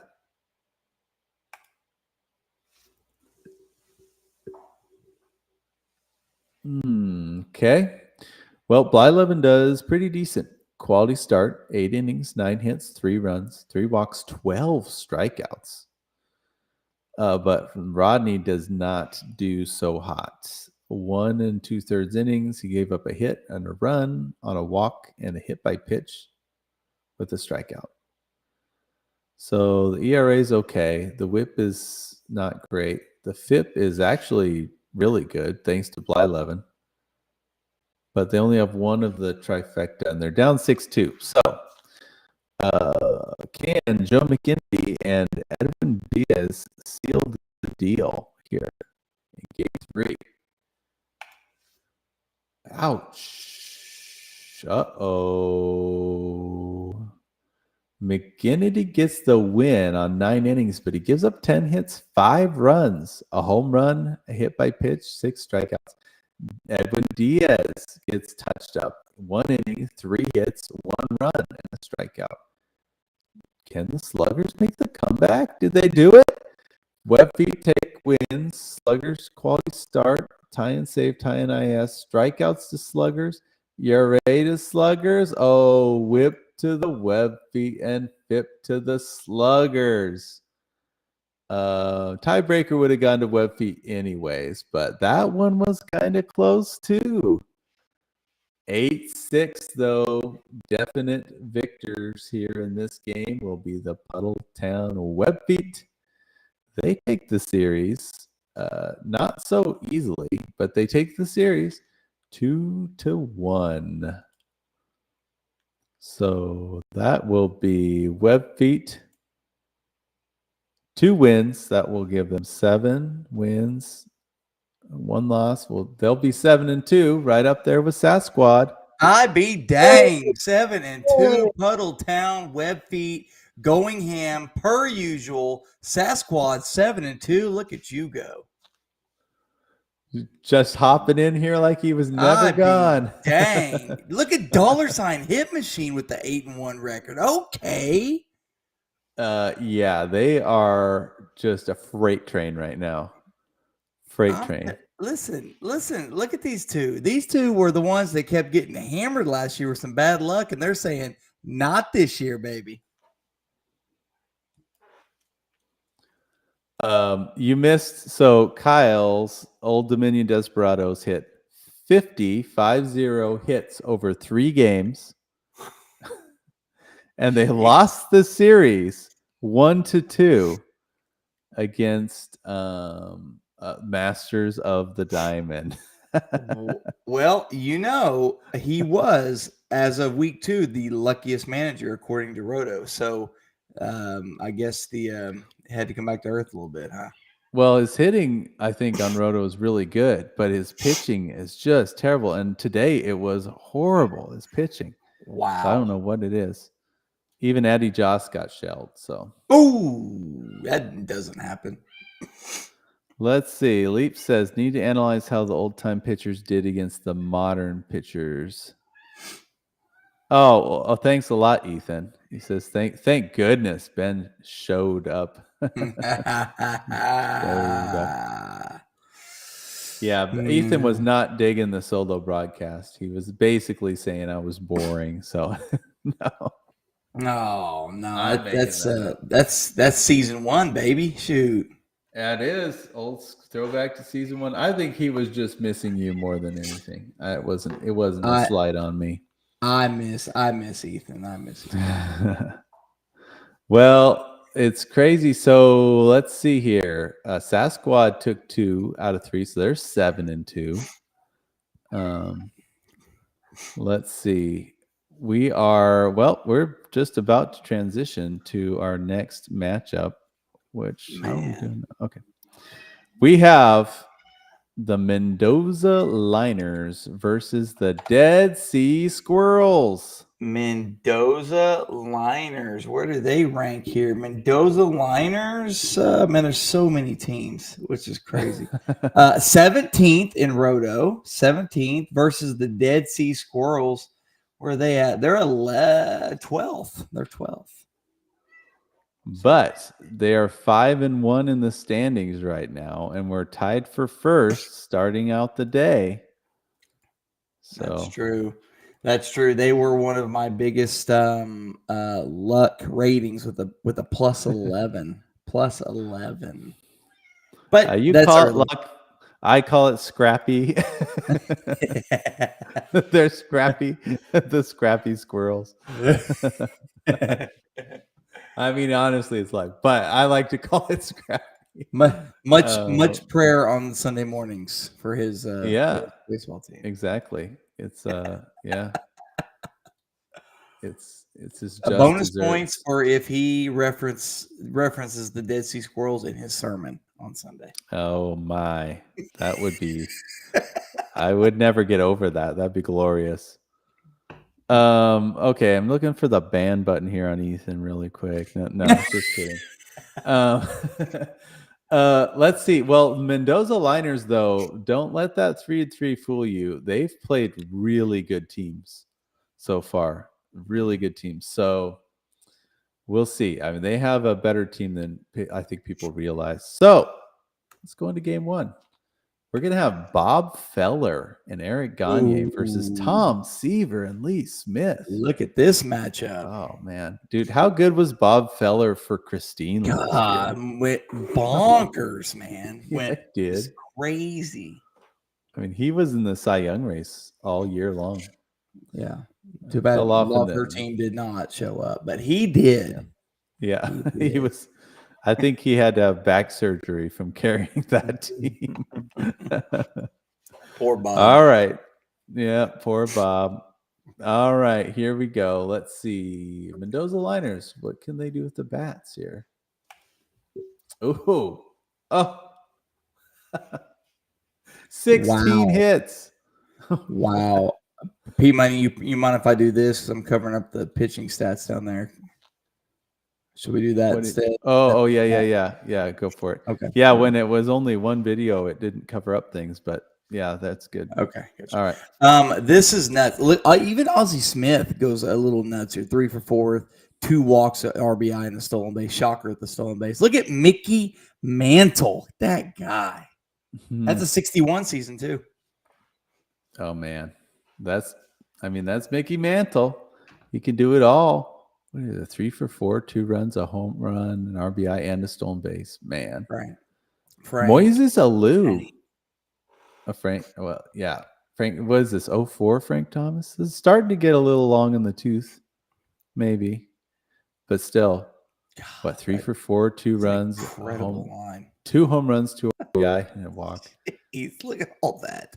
Oh my gosh. This is 01 Alou. This is pre-Bartman, Moises Alou.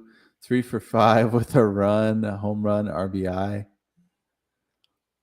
Wow. Ozzie Smith actually has had a couple good games this year, batting wise. But don't get used to that because he wasn't known for his hitting. But he wasn't terrible. So this is really good. Yeah. Oh, scrappy squirrels. Let's see how scrappy they can be here. Joseph Votto, what do you got for us? Yeah, Joey Votto. Now, 11 hits, a real light on the counting stats, so that is a big bummer. Except for K's, though. He's going to take K's. Yeah. Dwight Evans pumped in 3 RBI, 2 for 5. There's really not much else of note going on here. Stan Musial, 2 for 3 with a run. I don't know. Let's see. Liners take hits, runs, home run, RBI, walks. Stolen base. Okay, strikeouts to Squirrels, batting average to Liners. Whoa. Woof. Good night. And that luck might be turning around a little bit right now. Yeah. And Bob Feller on the mound. Oof. Bobby Feller. Bobby. Here we go. Oh, my. Oh, wow. Look at that line. 3 wins, 1 save. Oh, sorry. Apparently, it didn't take my copy. It just tried to do the hitting stats in there. Bob Feller was so good that he got 3 wins in 1 game. So good. First time ever in the history of baseball. This is not good. This is not good. He pitches 9 innings, but gives up 6 earned runs. That's just the telling of today's pitchers, old pitchers. Hey, buddy, listen. You're all we got. I need you out there. 150 pitches. Yeah, that's fine. Routine. Let's see. 9 innings, 9 hits, 6 earned runs, 2 homers, 3 walks, 4 strikeouts. Gagne did great. Save 2/3 of an inning with a hit, 2 strikeouts. Well, I don't know. They have a 7-1 lead, but that pitching line's not great. Squirrels would have to really ball out, though, wouldn't they? Mm-hmm. Well, Tom Seaver's capable of it. Let's see. Burr.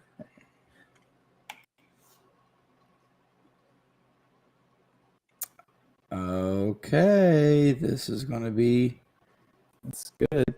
interesting. Quality start, 8 innings, 8 hits, 2 runs, homer, 3 walks, 8 strikeouts. Lee Smith scored this inning, the walk and strikeout. Connection lost. Connection? Okay, here we go. All right, so quality starts to Squirrels, saves to Liners, IS to Squirrels, K's Squirrels, ERA, whip and fifth to Squirrels. Wow. He made it respectable, boy. That was close. Hard to come back from that 7-1 hole, but he tried. Liners take game 1. Okay. Still love his name, man. That's incredible. Mendoza Liners. It's true. How are the Mendoza Liners going to bat 432 though? Yeah. They're like doubling. All right. Game 2. Here we go. We got Mike Mussina and Eric Gagne versus Gaylord Perry and Lee Smith. 0-1 Mussina. So that's Yankees and Mike Mussina. Okay. Here we go. Let's do it. 3 bombs, though. All solo home runs. Yeah. Adrian Gonzalez, man, let me tell you.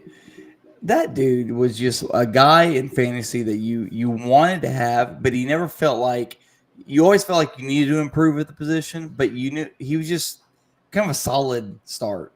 You know what I mean? Yeah. Yeah. He was. You just tuck him in there and let him sit first. The problem was there were some other really good first basemen, but Stack. I mean, he was good. Yeah. So I don't know. This is sneaky good. Aramis Ramirez 3 for 5 with a run. Moises Alou, one of those solo homers. Robin Yount with one, and then yeah, that's about it. Okay, not bad. Not bad. All right, Squirrels, what do you got for us? Well, 7 RBIs is nice. Yeah. Ron Santo, 1 for 2, 2 walks, 2 runs, and a solo homer. Rod Carew, 1 for 4 with a walk and 2 RBI. Zach Wheat, 2 RBI. I don't know. What do we think here? Let's see.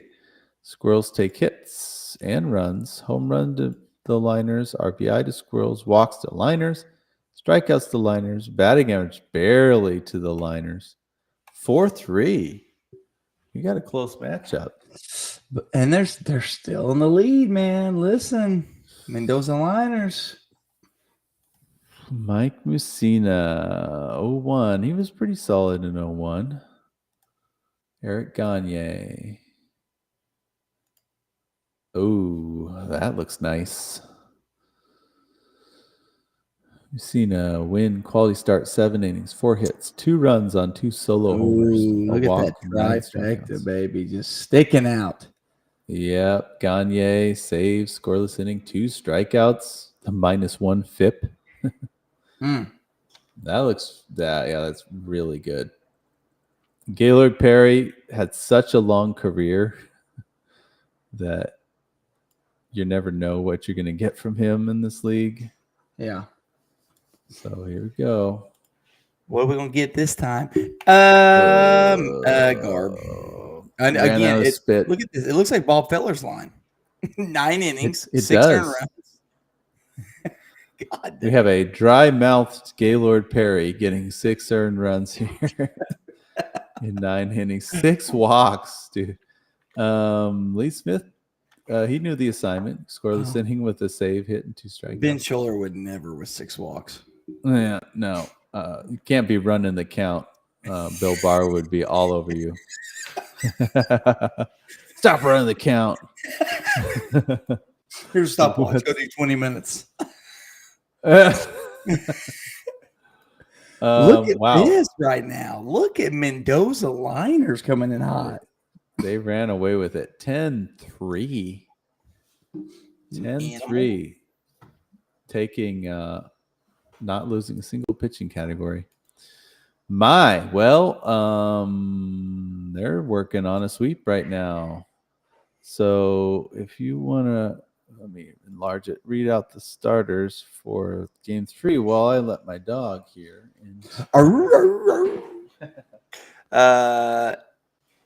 Jerry Kozman and Eric Gagne versus Kevin Brown and Jeff Reardon.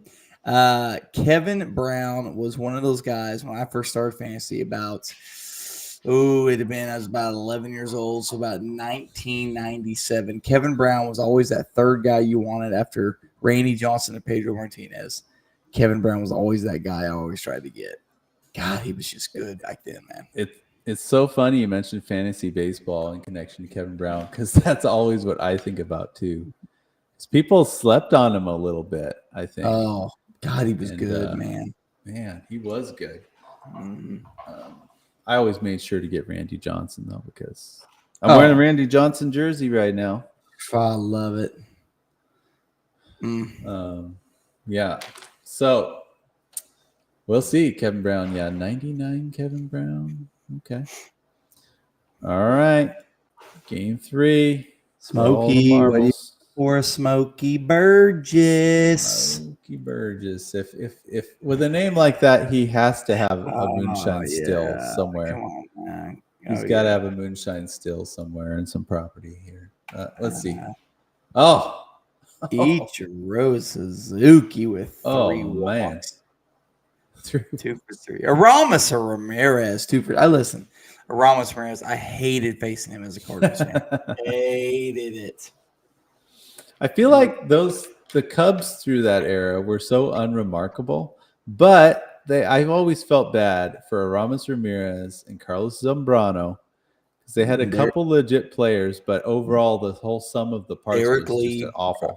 Alfonso Soriano. Yeah. How they net?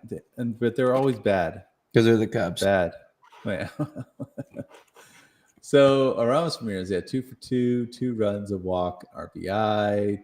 Tony Lazzari, 3 for 5 with a run, RBI, and a stolen base.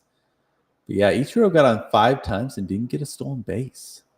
This is 2017. 2017. Oh, this is old Ichiro. That's why. He's at least 53 there. Lied about his age just to become, They're like, oh, you're a little old. You're like a 30-year-old rookie. And he's like, if you only knew I was 40. But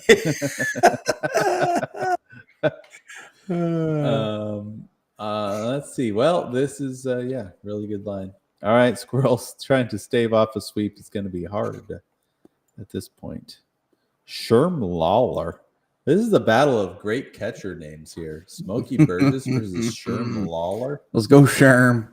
Oh, Sherm with the 2 for 4. Look at you go. Yeah. Walking an RBI. King Griffey Jr. with an even cool 2 for 2 with nothing else. Efficient. Bobby Abreu, 1 for 4, a walk, run, 2 RBI. Overall, this is a little light. Brady was also one of those fantasy players you just kind of want to roster. I won a lot of leagues having guys like Abreu and Raul Ibanez. Just like they didn't stick out on the page to people, but they would fill up some stats for you. Consistently good. How about this name that always got traded, and he was never like that great? Andre Ethier. Oh my God! Oh, that dude got traded more in our fantasy leagues than I've ever seen. Really? Oh, he'd be traded 2, 3, 4 times because he'd always just be okay. He'd be, hey, third outfielder, Yeah, but then all of a sudden he would bust out like a three hit game, like multi-hit games, like so many 3-hit games for Ethier. Like, where did that come from? Yeah.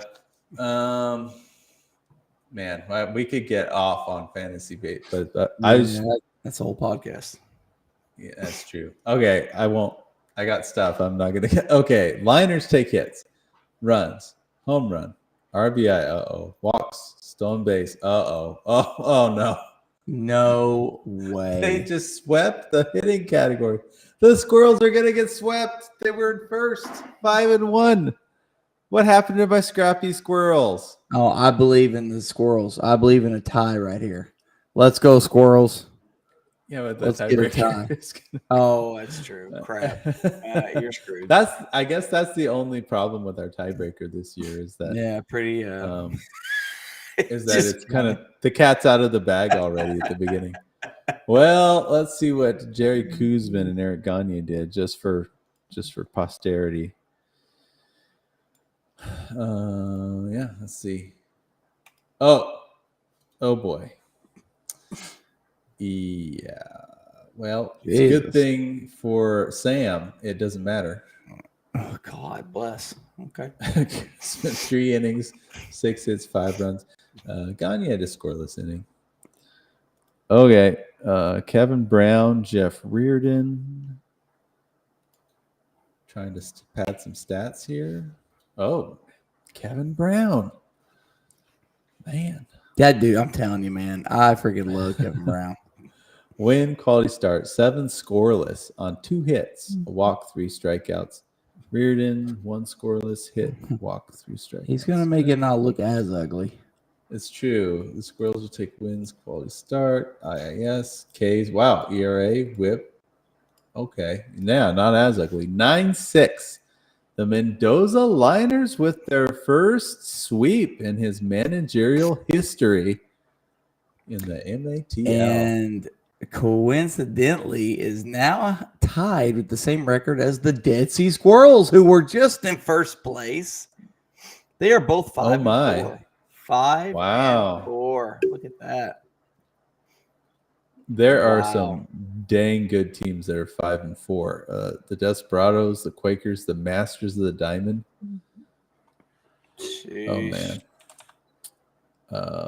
Well.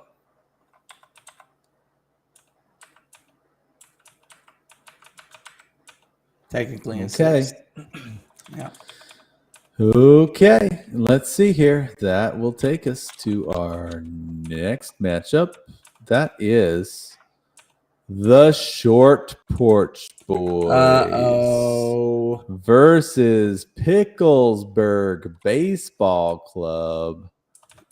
Max, where you at? You here, Max? He was here earlier. All right. Max is 3 and 3. Oh, they're both 3 and 3. Look at this. Look at this. 12th place teams right here. Okay. Picklesburg is 14th in Roto, but he's 4th in offense. This is interesting because he even made the statement. Usually it's his pitching. His pitching is supposed to be the better end of his club. But right now, his offense has been smoking. Yep. Yes, they have. So obviously he hopes the hitters can keep smoking and then his pitching comes around. Two league veterans here facing off, desperately trying to get some wins here and get out of that giant middle ground. Man, oh man. Okay, let me pull over our box scores.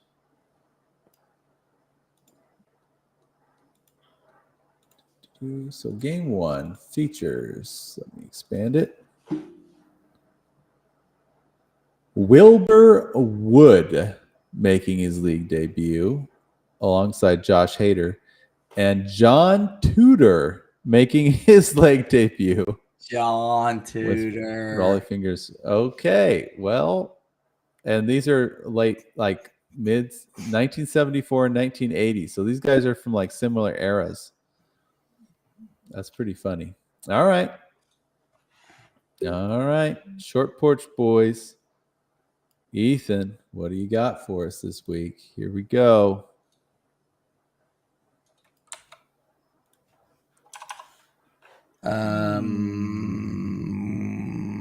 Seven walks. Yeah. Cardinals legend Jim Edmonds, 0 for 2, but 2 walks, a run, and a stolen base. Finds a way to be helpful. That a boy. Except he was an angel then, but.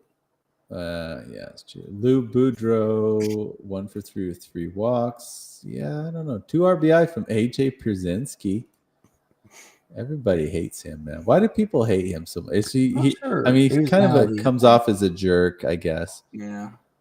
I was on his side. I'm sure you were too, because Barrett was a Cub when he got in that fight at home plate with Michael Barrett. Was that his name? Mm-hmm. Barrett was blocking the plate, and so Pierzynski trucked him because he's blocking the plate. And then Barrett got mad. I'm like, why are you mad? You were standing in front of the plate. Anyways. Mm-hmm. But everyone sided with Barrett because everyone hates Pierzynski. So anyways, all right. Here we go. Maybe we can get Pierzynski on the stream sometime. I've seen him on podcasts and stuff. Ooh, yes. I'm on Pierzynski's side here. He was slighted. I think he needs to come on and talk about it. Yes. All right. Picklesburg. Dear. Oh, dear's right. Okay. Listen. Okay. Wait. I say, oh dear, but incredible counting stats. His batting average is dog water. But look at these 2 bombs, 8 RBIs. The crap. Ellis Burks has been sneaky good this year. 2 for 4, 2 runs, a walk, a home run, and 5 RBI. And Travis Fryman, okay, of all people, 1 for 3 with a 2-run bomb. Delano DeShields gets a stolen base and RBI. Huh. Okay. A-Rod, 97 A-Rod, so no steroids, 0 for 4, strikeout. Garbage. Mariners A-Rod there. Got him. Let's see what Greg says. Us Giants fans hated Pierzynski's act, all of it. 1 year in San Francisco was plenty. Oh, I forgot he had a cup of coffee in San Francisco. That's right. Just like Burns had a short stint in Arizona. You Giants fans probably liked Eric Burns a lot more, but I wasn't a fan. All right. Well, let's go on to the pitching. Let's tally it up. Short Porch takes hits, runs to Picklesburg, home runs as well, and RBI, walks to Short Porch. They tie in stolen bases, strikeouts, batting average to Short Porch. Look at this matchup. Neither team really lit it up, so 3-3 is probably fair. Okay.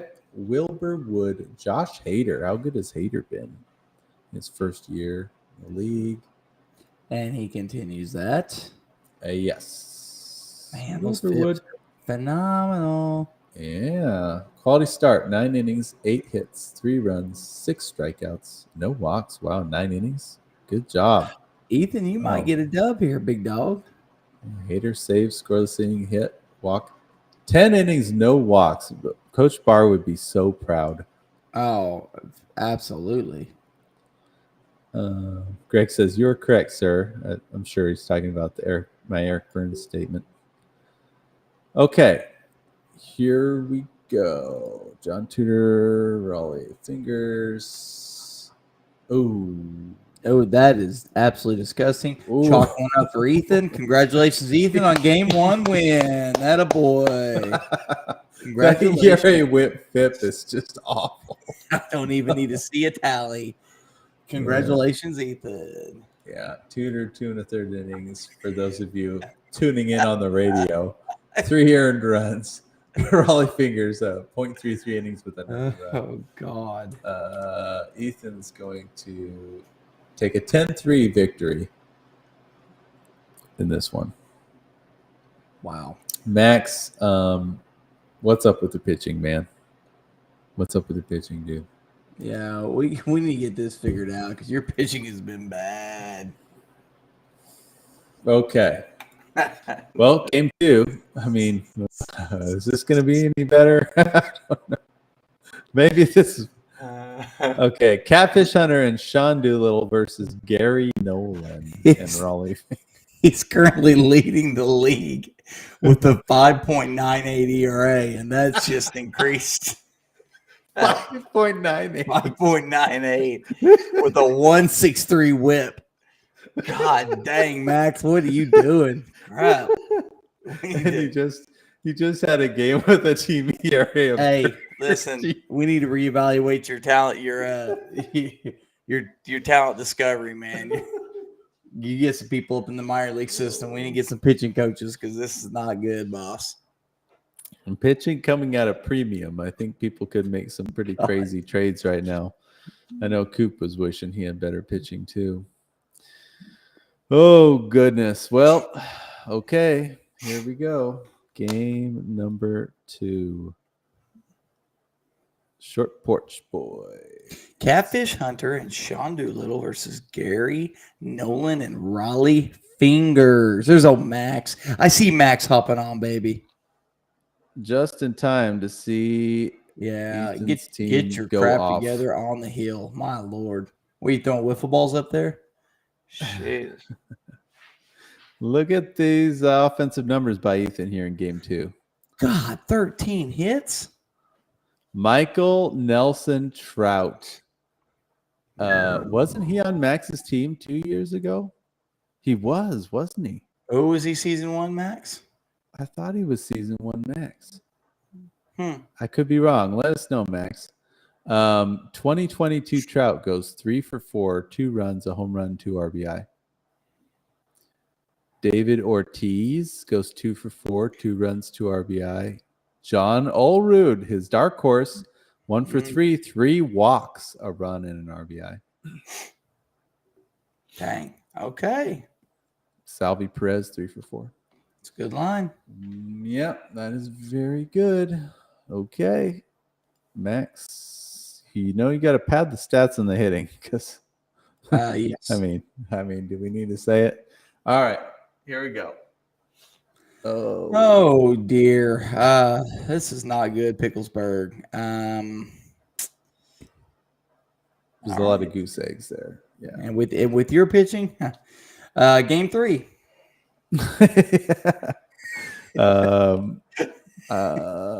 Yeah. Okay. So Ernie Banks, 2 for 4.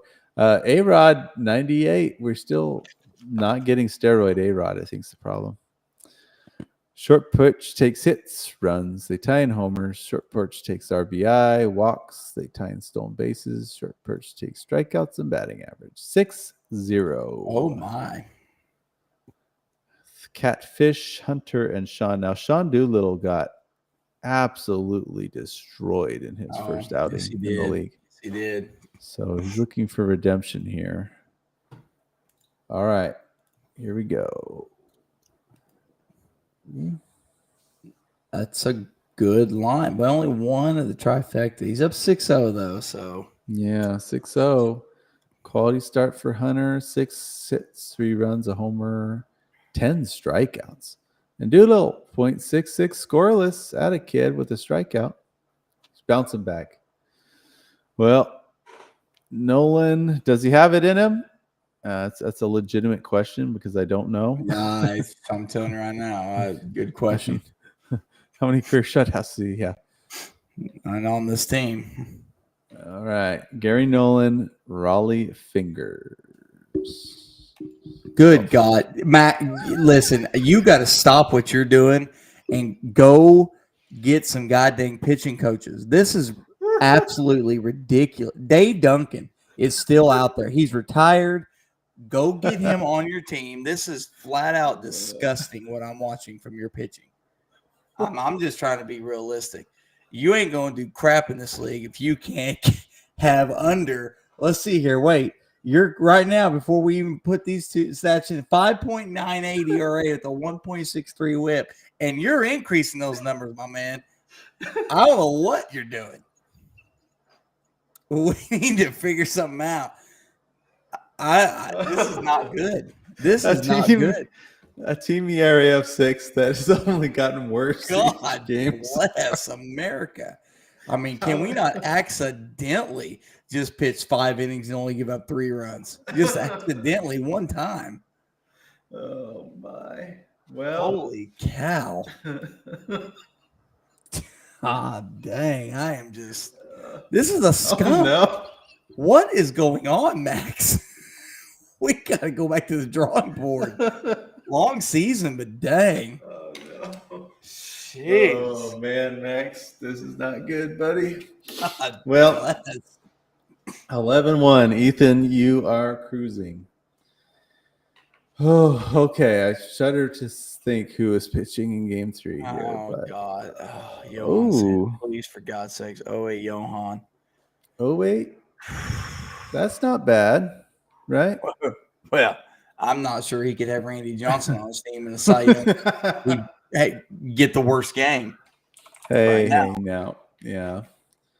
Doc Gooden, I think he's been pretty good this year in the league. Listen, I'm going to say right now, this was a 2.53 ERA season for Johan Santana. So if he gets a bad pull here, quit the season. All right. The gauntlet has been thrown out. Okay, well, here we go. We got Ethan. What do we got?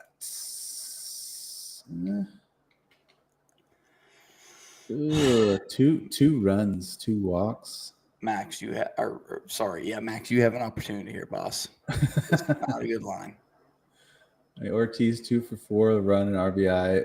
2018 Mike Trout 1 for 4 with a walk.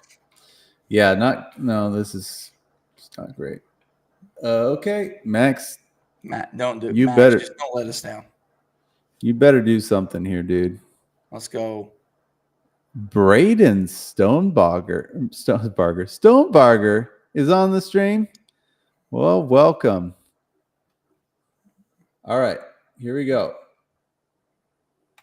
There we go. That's what I'm talking about, Max. Get up in their butts. Get up in them, baby. Let's go. Let's go. You had to talk with them after last game. I already see that. There's John B. keeps switching accounts. I was wondering there. That's what I call Bryce Harper, 2 for 3, 2 walks, a home run, and 5 RBIs. Oh, let's freaking go, baby. 2019 Bryce Harper. Wow. Oh, Ellis Burks. Ellis Burks, 3 for 4 with a run and an RBI. This guy right now. Ernie Banks wants to play too. He's 3 for 5, 3 runs, a 2-run homer. Oh, pre-steroid Mark McGuire in 1996 goes 1 for 3, a walk and a 2-run bomb. Pre getting caught, yeah. Yeah, that's true. Bobby Dorr, 2 hits. Ken Boyer, 2 hits. Well, his people always say it wasn't illegal at the time. Yeah, well. They didn't. Then why did they hide it? But anyways. Okay.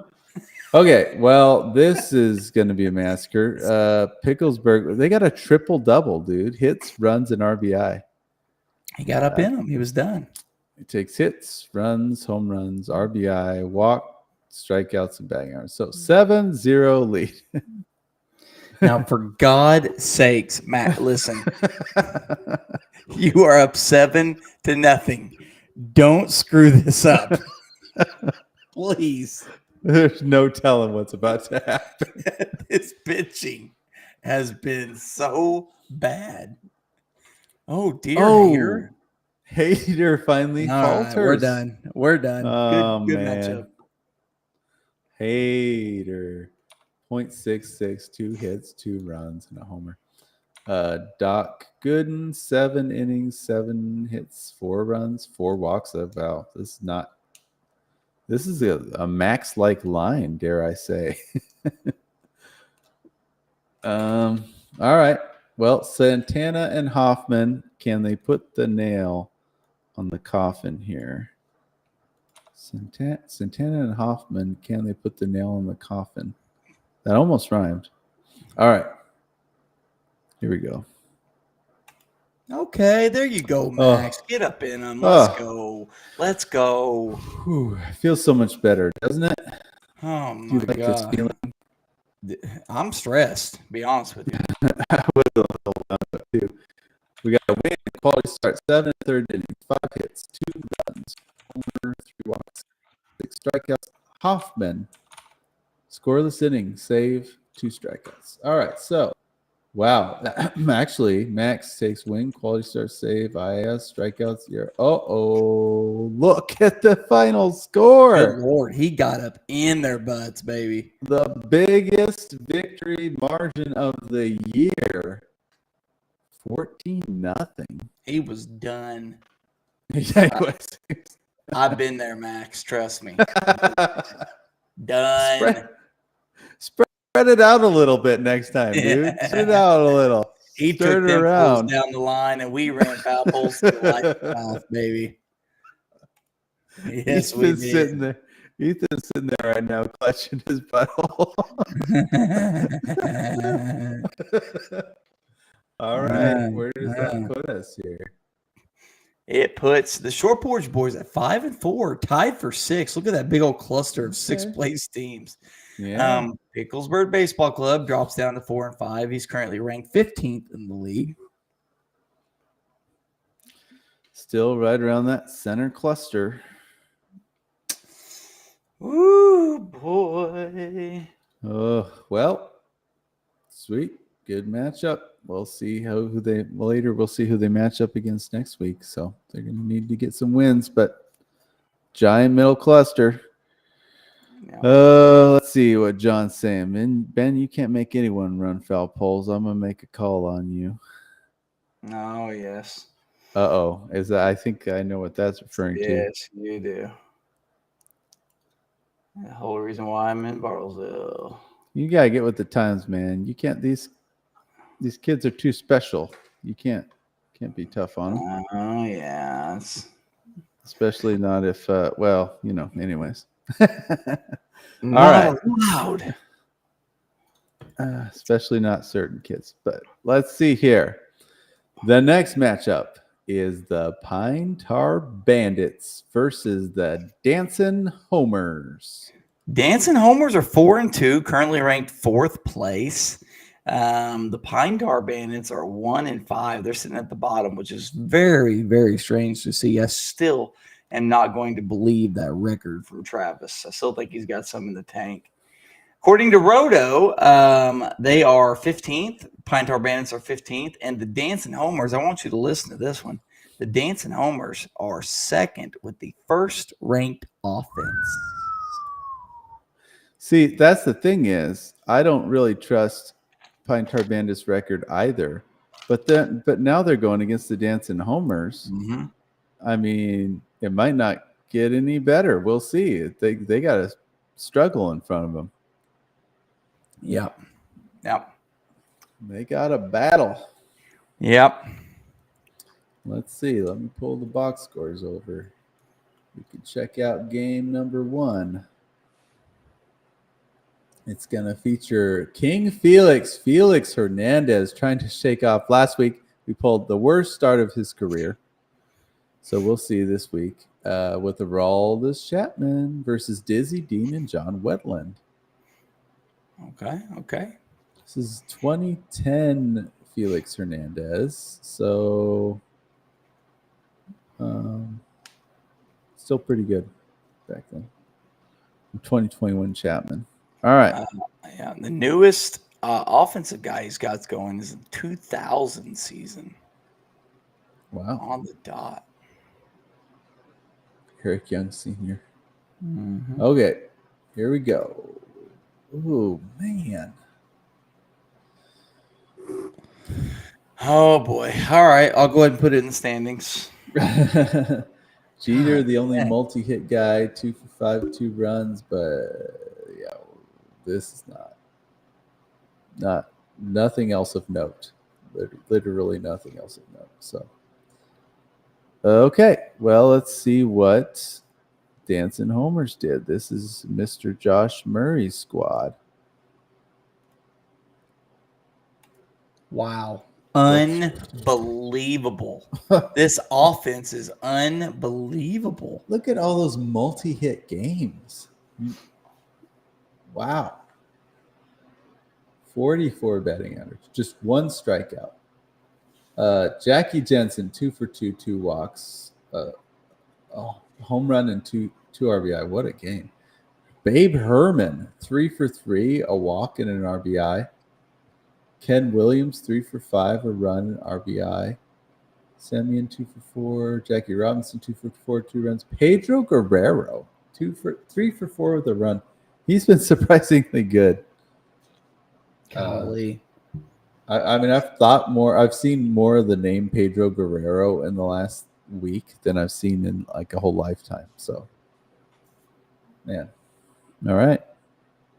Let's see. Homers take hits, runs, home runs, RBI, walks, stolen bases, and batting average. That's a 7-0 lead. You know, through 7 games right now for Pine Tar Bandits, he has 3 home runs. What? No way. Wow. 3 home runs. He's got George Brett, Fred McGriff, Billy Williams, Al Kaline, Reggie Jackson. Reggie Jackson could do that 1 game. That's crazy to me. Yeah, there's some kind of bad luck going on there. All right. King Felix, Aroldis Chapman. Great combo. Let's see. What is that ERA right now? Is that 36,000? Well, so here's what happened. I got to explain this. He did not get an out. So technically the inning pitch is 0. But if I put 0, the FIP won't work. So I put 001. 36,000 ERA. No, wait. Now this is what it would be if I pitched in the majors.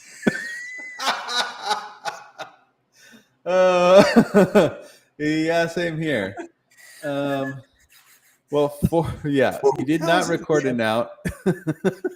Instead of 26,003 FIP. He had 4 hits, 4 earned runs, 2 homers, and didn't record an out. So this would just show us. This normally shows as infinity. But yeah, there you go. But King Felix, not to be overshadowed, although he kind of is overshadowed. Win, quality start, 8 2/3, 4 hits, 2 runs. He did 9 strikeouts. He was great. Look at how good Felix had to have done to make the team whip 1.04. So, dear. Okay, well, that's going to mess with Chapman's trying to 3 straight reliever of the year awards. That's going to mess up his stats a little bit. Crap. Dizzy Dean, John Wetland. Can they bring it home?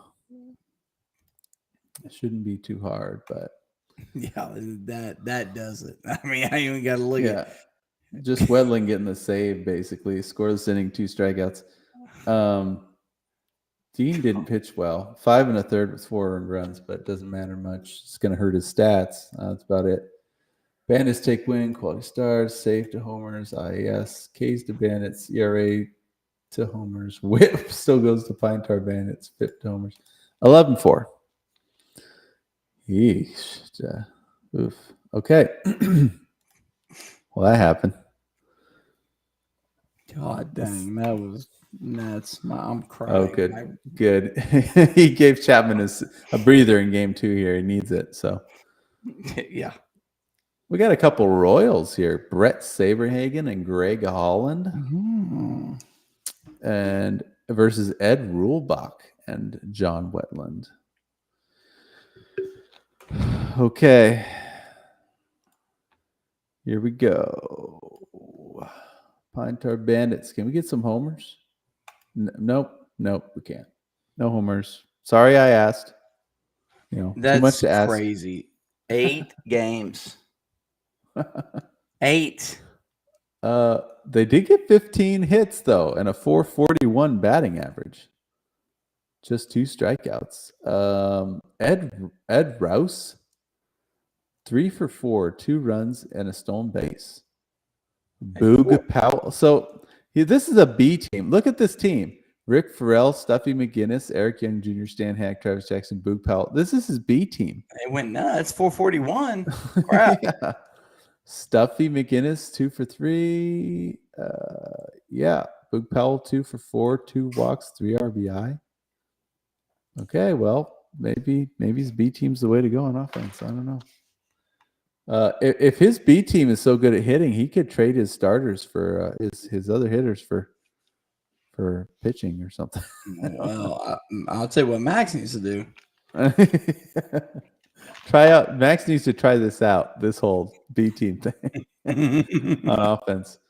Okay, well, let's see. That's a great start. Dancin homers. He's going to snag some categories. Yeah, he ties and strikeouts. Pedro Guerrero, look at that guy. 1 for 3, a run, 2 RBI. Jeff Bagwell, 1 for 4 with a 2-run bomb. So Bandits take hits, runs, homers to the homers. That's fitting. They take RBI and walks, stolen bases to Bandits. They tie in strikeouts, batting average. Oh, wow, 4-3. My Lord. If he'd hit some home runs, God. Talk about some damage control there. Jeez. I mean, yeah. It's not hard to catch them on the power numbers right now. It's like Tony Ducey power numbers going on. Yeah. We love you, Tony, but man, yeah, no power. No power on those rosters. Okay, here we go. Brett Saberhagen, Greg Holland. Okay. Oh man. No, this is not good. No trifecta. No. The FIP is really good though. ERA's bad. Whip's not great. So Saberhagen, 8 innings, 12 hits, 5 earned runs, 7 strikeouts. Holland, scoreless inning with a strikeout. Okay. Well, the door is open, as they say. Rulebach, good old school pitcher. John Wetland, surprisingly consistent. Let's see. Oh, I didn't paste that in the right spot. Let's try this again. There we go. Terrible. Oh. Terrible. But man, did he outpitch Aroldis Chapman's numbers? Whoa. Yeah, that's about it. Rulebach, 16.64 FIP. Got 2 outs, basically. Gave up 4 hits, 5 earned runs, 2 walks. He hit a batter. No strikeouts. Wetland gets the save by getting 1 batter out. He pitched 1 inning. The entire he did. staff pitched an inning. I think that might be a record. 1 inning. So yeah, saves go to homers, IIS to Bandits, strikeouts, ERA, whip, and FIP to Bandits. Good job, Travis. That a baby. He got a win. So 1-1. That's anything can happen now in game 3. Okay, game 3 is going to feature. Oh, there he is. Ooh. Randy 2000 Johnson in a and he was wearing this jersey too.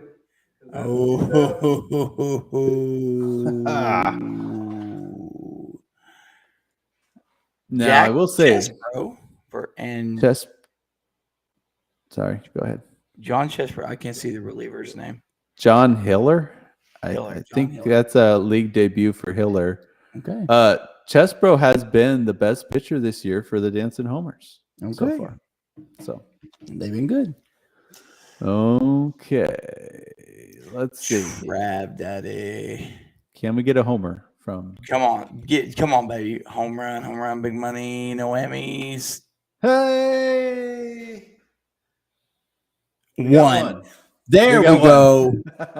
that dang pine tar bandit himself. Yep. I looked it up. It was not a grand slam, but 2 for 4 with a run, a home run, and 4 RBI for George Brett. Amidst us getting excited about the home run, he batted 206. Yeah. Well, look at that. Billy Williams 0 for 4. Al Kaline 0 for 3. Reggie Jackson 0 for 4. Yeah. I mean, Jeter 3 for 6, 3 runs, 2 RBI. So Jeter and George Brett, they didn't get the memo. They were like, this is kind of like the the guys who didn't know the Black Sox were supposed to throw the series. They're just balling out. They just don't know. But guys, stop. Why are you sucking? Okay. Well, let's see. Dancing. Oh my gosh, this guy right now with his RBIs. He almost got a triple double. Jesus, look at this dude. 1 run away. I want 2 for 3 from Bagwell at the bomb. Hanley Ramirez 1 for 3 with the bomb. Look at all these RBIs. Frankie Fritz 2 for 3, 2 walks, 3 runs, and an RBI. Kiki Kyler 2 for 4 with a walk, 2 RBI. Ben Chapman gets a stolen base. I still don't even know who that is. But old Ben. Come on now. He plays a lot of outfield positions, and his name's Ben Chapman. That's literally all I know. We're gonna have to, before the season's over, we're gonna have to put some respect on went his to Phillips name. High School in Birmingham, Alabama. You know Ben Chapman. I knew it was gonna be a black and white photo. He was later arrested July 7, 1993 in Hoover, Alabama. Good 162s. Hey, thank God we ain't got caught stealings. Jeez, that dude got caught more. Yeah. All right. Well, homers are up in hits, runs, home runs, RBI, walks. Stolen bases. Oh, this is not good. We got Randy Johnson, so we're gonna need a miracle. 2000 Randy, he was pretty freaking good back then. Chapman in 2018 was also really good. So, but they got their work cut out for them. All right, baby, here we go. Oh my God! This is the starting pitcher, and the reliever of the year from last year. Randy Johnson has a terrible game. 5.66 innings, 5 hits, 4 runs, gave up a homer, walked 7, struck out 7. Chapman gave up a run as well. He got a win. It was a blown save, but he got the win.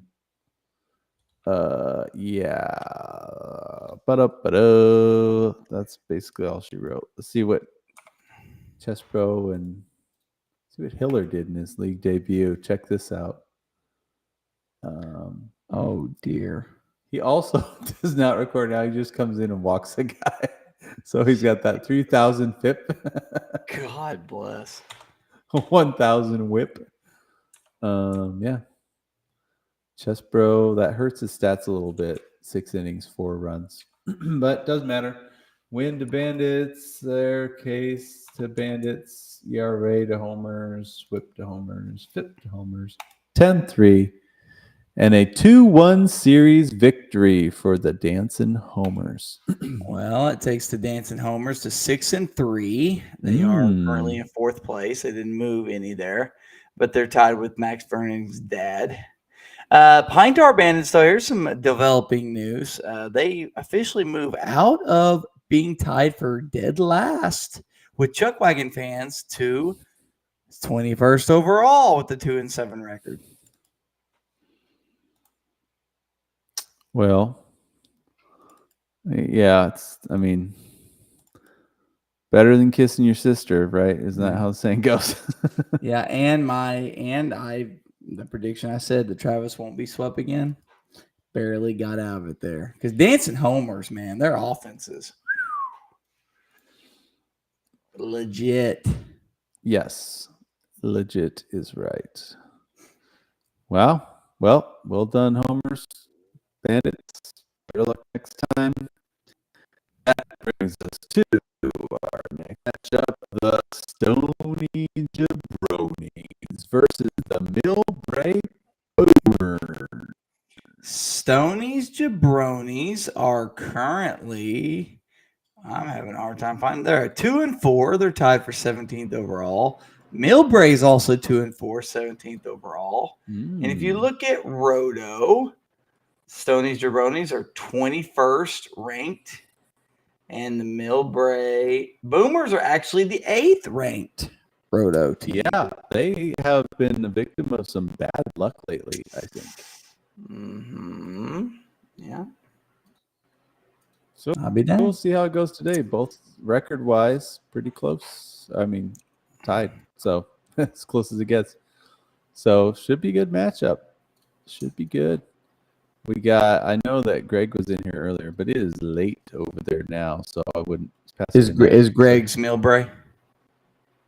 Actually, yeah, he is Millbrae. I take it back though. He's a West Coast guy. Now that I think about it, it's 9:30 there, 9:23. So, which could still be late. If you have kids, that could be late. But John, I think, is still on here. We'll see. Oh yeah, John, this is his peak hours.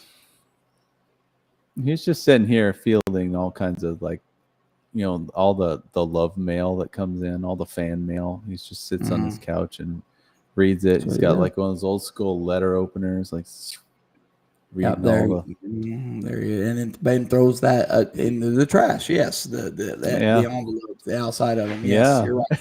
Exactly. He's tracking with us. Yeah. I mean, I personally would burn it. It's good fire starter, but yeah, and evidence goes bye. But that's true. Okay, well, we have Phil Necro and Jason Isringhausen versus Mark Burley and Lindy McDaniel. My Lord. Man, this 24 teams has stretched us a little bit on some of these players. Yeah, no date on Burley's start. Yep, he's got an incognito there. Greg says, I'm nearly 67, so it starts to get late early. Well, I can understand that. You don't look a day over 37, Greg. That's true. I've never seen Greg. It's true. Just sit on the easy chair and just list in and out of consciousness. That's how I imagine 67 for me. But it will probably 67 for me will probably be me doing a broadcast like this in our 120. Well, we're on hour 13 of our broadcast. Shohei Ohtani starting 2024. Oh, yeah. I mean, I'm joking, but am I really joking? That's probably my future. Okay, here we go. What do we got here, John? Oh. Okay. I mean, all right. Counting sacks are good. Yeah. Despite that batting effort. Yeah, my God.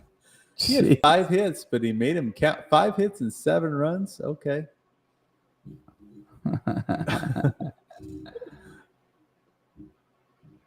Wow. Okay. Yeah, so let's see. Luis Aparicio, 3 for 4, a walk, 4 runs scored, and 2 stolen bases. That's a great game. Matt Kemp goes 1 for 4, the 2-run bomb.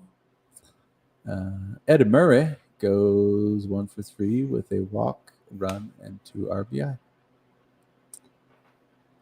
Okay, well, I mean, there's some holes there, that's for sure. So let's see if Greg can exploit them.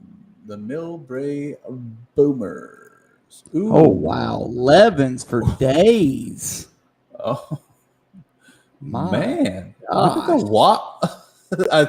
Almost a quadruple double. Jeez. I don't think, have we? Well, maybe we have. But if we have, it's hardly ever happened. Quadruple doubles. Wow. All right, Greg. Said a steal line from Bad News Bears. Grab a bat, punk, to steal a line. Oh. Season batting average was 276 coming into this. Batted 379. Good start. Gene Tennis 2 for 3 with a 3-run homer. Hank Aaron 0 for 2, but he had 2 walks, 2 runs. Richie Ashburn 3 for 5, 2 runs. Yaz went 2 for 4, 2 runs. Let's see. Eddie Matthews 1 for 3, 3 walks, a run, a 2-run homer. Buddy Meyer 1 for 3 with 3 walks. Yeah, wow. Okay. Boomers take hits, runs, homers, RBI, walks, stolen base to Jabronies, strikeouts to Boomers, batting average. Okay. Ooh. I will say, we have seen a 7-1 comeback before. Was that week 1? Oh, yeah.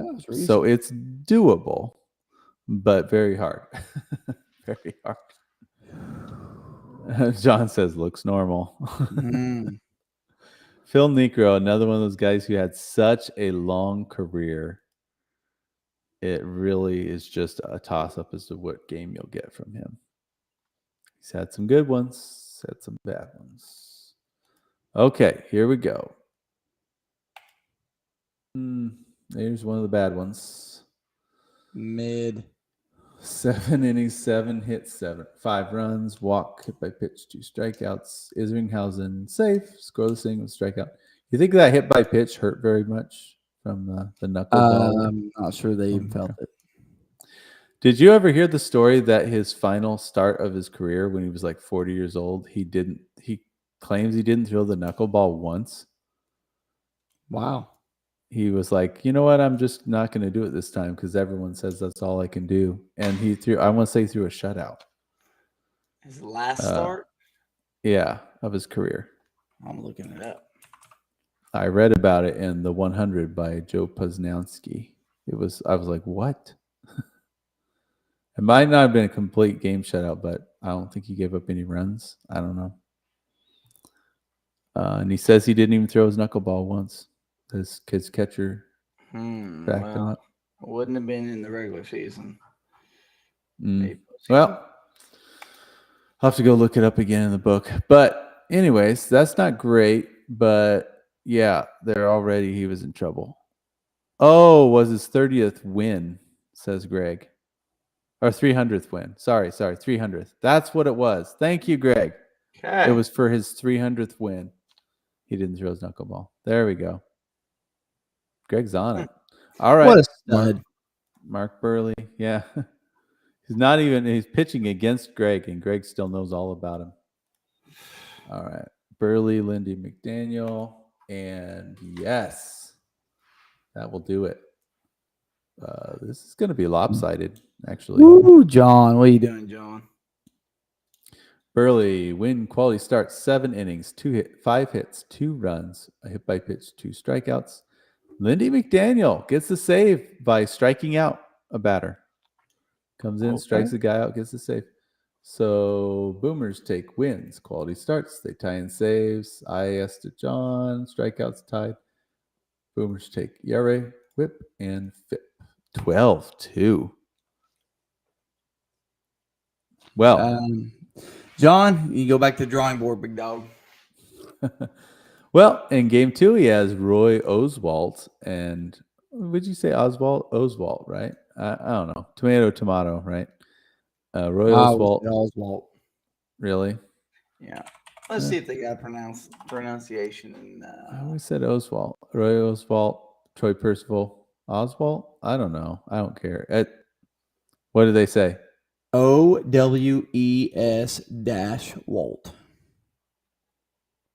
O's. Right? O's. That's what I would think. Oswalt. Okay. Well, either way, either doesn't sound weird to me. But anyways, he and Troy Percival, that's a good combo, versus Hal Newhouser and Turk Farrell. Well, listen, John really absolutely needs to get his crap together here. So we'll see what happens. All right, here we go, John. Ooh. Okay, Jonathan. Okay, when got a hitting coach. Okay. This is the kind of adjustments you want your team making. All right. They really sat in the dugout, kind of evaluated the pitcher. They really took their time like he did in the draft, and they came out with a game plan. I love it. Tim McCarver, 3 for 5 with a run and an RBI. Let's see. Jose Reyes, 2 for 4 with a stolen base. We got Torrey Hunter pops a solo homer. Tony Gwynn being that guy, 2 for 3, walk, 3 runs, and RBI. Ken Caminiti, 3 for 5, a run, 3 RBI. Listen, right. John, you did a great job there. I'm just going to give you kudos. Great job there, boss. He wrote it up good. But I see Home Run Baker sitting on the other side, and listen, I feel 2 home runs from home run right here. 2 home run. Will Clark, he's a legend in this league. Okay, here we go. Millbrae. Oh, never mind. 0 for 5 for home run. What are you doing? You let me down. 0 for 5. God bless America. The worst game on the team. Look at this. Look at this A- line right now. A double. 10 RBI. Jeez. These counting stats. Will Clark, 2 for 3. 3 runs, a walk, and a solo homer. Ooh. Alan Trammell, 3 hits and 3 RBI. John, this might not be good for you, big dog. Yeah. Hank Aaron, 2 hits, 2 walks. Eddie Matthews, 2 hits, 2 RBI. All right, let's tally it up. John takes hits. They tie and runs, tie and homers, RBI to boomers, and walks.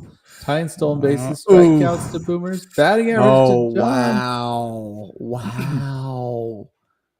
Jonathan, come on. This is a close matchup. Okay. Excuse me. All right. What a battle. Both teams going off with the bats in this game. Roy Oswalt, Troy Percival. Here we go. Yikes.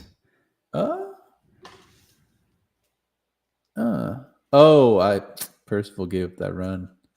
All right. Like, what's going on with the ERA? 2 of the 3 of the trifecta. Yeah.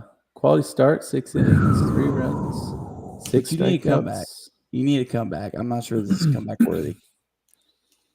Well, he's only down 1. I don't know. Go figure. Hal Newhouser, Turk Farrell. Here we go. Oh, yikes. 2 wins. Yeah. I think that'll do it. John, I'm so sorry about that, boss. Your offense performed well, but Millbrae's on another level right now. Yeah, Newhouser, win, quality start, 9 innings, 8 hits, 1 run, 1 walk, 6 strikeouts. Farrell gets a win, 3 innings, 2 hits. He gave up a run, but struck out 4. So yeah, Millbrae takes wins, tying quality starts. John takes saves. Millbrae takes strikeouts. ERA, whip, and FIP goes to John. 7-4. It was respectable. Woo! John, who do you got going for game 3? Yeah, how are you keeping a sweep from happening? What do you? Oh dear. Oh dear. I mean, not to be rude, but I don't know. I don't know about this one. I mean, I could be wrong. You never know. Definitely the person I would send out to stop the bleeding. I will say, Mel Stottlemyre's son, Todd Stottlemyre, a part of the 2001 World Series champion Arizona Diamondbacks. Okay. Mm-hmm. Okay. Versus Robin Roberts and a fan favorite Hoyt Wilhelm. Okay.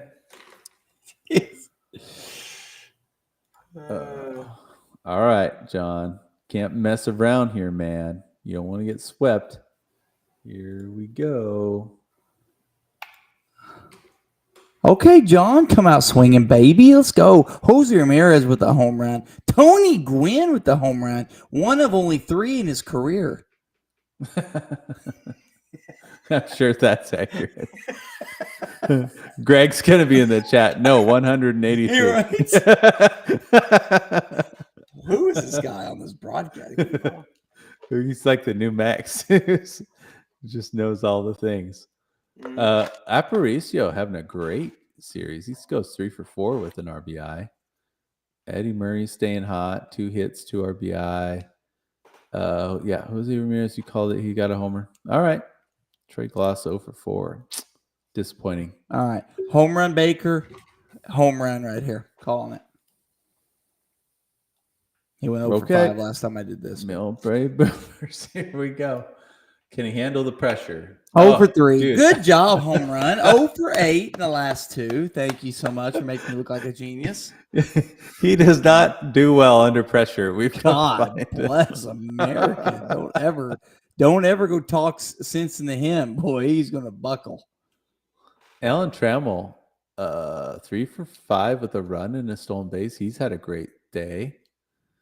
Hank Aaron doing his thing. 2 for 3, 2 runs, a walk, and a stolen base from Hank. Okay. Yeah.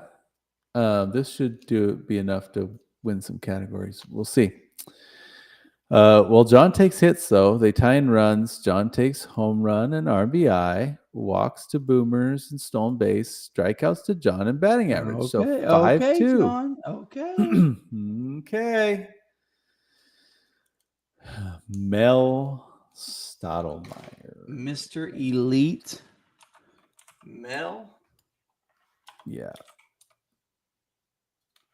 Whenever there's a trivia question about a pitcher who does really well and excels, Mel's just the first one that pops into my mind every time. Yep. Yeah, just top of mind. Here we go. Hey, his FIP is absolutely trash, but 5 walks. Freaking 7 total walks for the club. Good job. So he gets a quality start, though. 8 innings, 5 hits, 2 runs.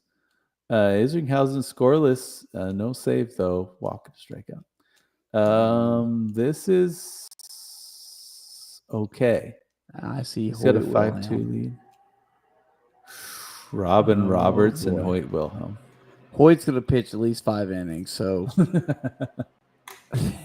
Remember that time last year Hoyt had like an 8-inning relief? Yes. Or something? He had like 10 strikeouts. We had to search it just to make sure it was a friggin' relief. Yeah. Oh, man. Okay. Robin Roberts, Hoyt Wilhelm. Here we go.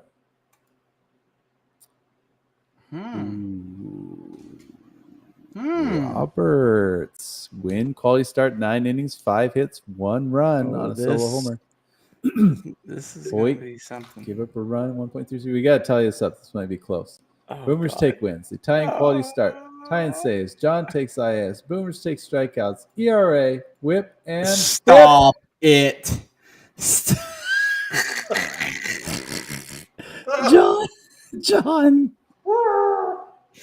John. Come on, John. What are you doing? God bless. You left the door open, Jonathan. And oh my. Well, that, ladies and gentlemen, is an old-fashioned sweep. The Millbrae Boomers of the Bay Area. Where does that put us now? Well, it puts Millbrae all the way up to 6th place. Look at this tie for 6. We have 1, 2, 3, 4, 5, 6, 7, 8 teams that are 5 and 4. But nonetheless, he is tied for 6th place at 5 and 4, and John is, well, he's 20th at 2 and 7. Couple teams down there got to figure some things out. Gotta figure some things out. Oh boy. Man. Well, great series there for the Boomers to launch up to 5 and 4. I'm sure that feels good. Big. Having a winning record now. And yep, back to the drawing board there, John. We'll see you next week there, partner. Have you thought about making Braden your manager? Oh, I was just kidding. Well, next we have Mosby Special versus the Chuckwagon fans. Oh, and this is going to be a barn burner, baby. Chuckwagon fan. Hey, but listen. Chuckwagon fans 1 and 5. Mosby Specials 3 and 3. But we got to give some props to Chuckwagon fans. He is currently the most unlucky manager according to the Rotometric, with a negative 13. Oh my gosh. Well, his numbers, when I input his stats, I'm like, wait, His pitching numbers are great. His hitting numbers are great. Why is he 1-5? So it makes sense that he's been very unlucky. 8th. He's ranked 8th in Roto right now. And Mosby Special? Wow. Mosby Special's ranked 24th. Now, these guys used to have a bit of a rivalry, but that was kind of year one. They kind of squashed it by year two. Something about Dustin Pedroia, but they didn't. The drama fizzled out last year, so that's probably a good thing. It's a little more boring, but we'll take it. Let's see who our game one players are. We have Vic Willis, old school Vic Willis with Randy Myers versus Don Drysdale, our cover athlete this week, and John Franco. Okay. Interesting pairings. It's just weird seeing John Franco not on Nathan's team this year. Oh, my gosh. He loves old Jonathan. Yeah. Okay. Mosby Special. You got something special for us here? Let's see. Ooh. Look at that double-digit strikeouts. Wow. With a 367 batting average, though. Jeez. Prince, Carlos, and Manny with a home run and 2 RBIs each. Wow. Those counting stats are really good, actually. Good counting stats. Nice work. Let's see. Prince Fielder, 2 for 3 with a 2-run bomb. Lindor, 2 for 3. He had an RBI and a stolen base. Manny Ramirez, 2 for 4, the 2-run bomb. Carlos Santana, 2 for 3, his customary walk, and he got a 2-run bomb. Wow, looks great. Everyone contributed. All right, Chuckwagon fans, you gotta do what you gotta do here. I can't read it. I can't read it on broadcast, but John's fiance is absolutely roasting him right now by text message. Oh, was she watching? All she hears and he plays it on his phone extra loud, I'm sure. I was gonna say, I didn't think Christine, I think, was the only female in existence that watched this. Oh God, so funny. Well, good line here. Look at the batting average. He's gonna lose batting average at 353. That's tough. Oh my gosh. Well, his bad luck. Well, yeah, that's true. Actually, 1 stone base from Joe Morgan. Oh man, I don't know. Willie McGee, 3 for 4, 3 runs. Other than that, Ken Griffey Sr. has outperformed Babe Ruth so far this year. Babe Ruth. So, just saying, yeah. I mean, let's see. He's 2 for 3 today, but no counting stats. So, Chuckwagon will take hits, runs to Mosby, and home runs, and RBI. Walks are tied, stolen base tied, strikeouts to Chuckwagon. Batting average to Mosby, 4.2. Ooh, close. It is close. We have old school Vic Willis along with Randy Myers. Okay, here we go. Oh. Uh-oh. Oh, look at those walks. 8 innings, 6 runs, 6 walks for Vic Willis. Not great. Randy Myers was great, saving 1 1/3 scoreless for the hit and strikeout. Well, if a 4-2 lead all of a sudden doesn't look that great. No, it doesn't. Ethan says Ken Griffey Sr. didn't do anything for him last year. Maybe he just, you needed to give him a regular starting role. You know, I think he just felt like the pinch hitting or the spot starts just couldn't get his footing. He's got an unfettered starting role this year, I think. So Donald Drysdale. Yeah, here we go, Donnie. Don't let us down. Oh God, Franco's. Oh my God, their FIPS are bad, but I don't think Drysdale's game was that bad. Yeah, quality start, 7 innings, 5 hits, 1 run. It was a solo homer, 4 walks, 3 strikeouts. Scoreless, well, Franco got 1 out, but he walked a guy. Let's see. I think that's enough to. I don't know. Chuckwagon takes quality starts, saves to Mosby, IAS to Mosby, strikeouts to Chuckwagon, ERA to Chuckwagon, whip to Chuckwagon, but fifth to Oh, Mosby. Mosby Special. special coming at ya. Oh. Oh. Okay. So, all right.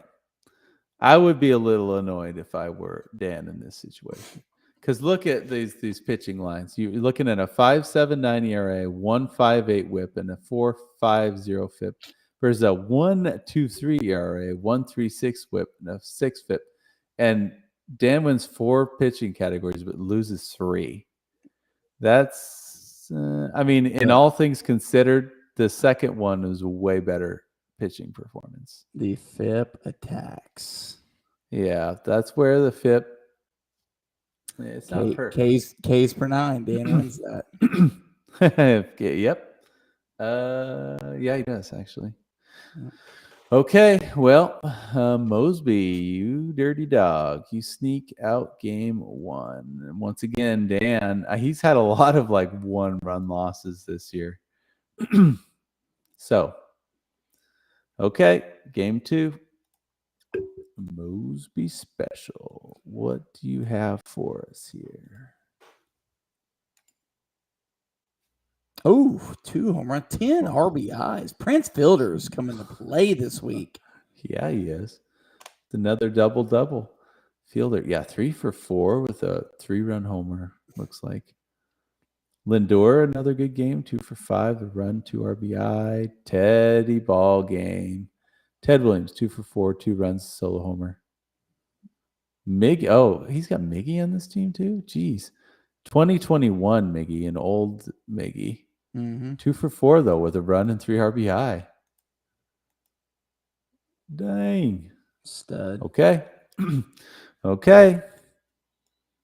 What do the Chuckwagon fans have for us here? This is crazy. This is the second time he's done this. He gets 11 hits. It's like he matches, but his counting stats are not as good. 2 runs. No homer, no stolen bases. Dang. That's tough. Julio Franco, 2 for 3, running a walk. Ken Griffey Sr., 2 for 4. Joe Morgan, 2 for 6 with a run, 3 RBI. That was a good game. All right, well, it's tied up. They tie in hits. Mosby takes runs, home runs, RBI. Walks to Chuckwagon. They tie in stolen bases. Strikeouts to Mosby and batting average. That's a 5-1 lead. We didn't even announce the pitchers. It's Knapp, Rucker, and Randy Myers versus Tim Wakefield and John Franco. Wakefield was good in week 1 or whenever he pitched last. I think that was week 2, actually. Okay, old school Rucker playing with house money right now, up 5-1.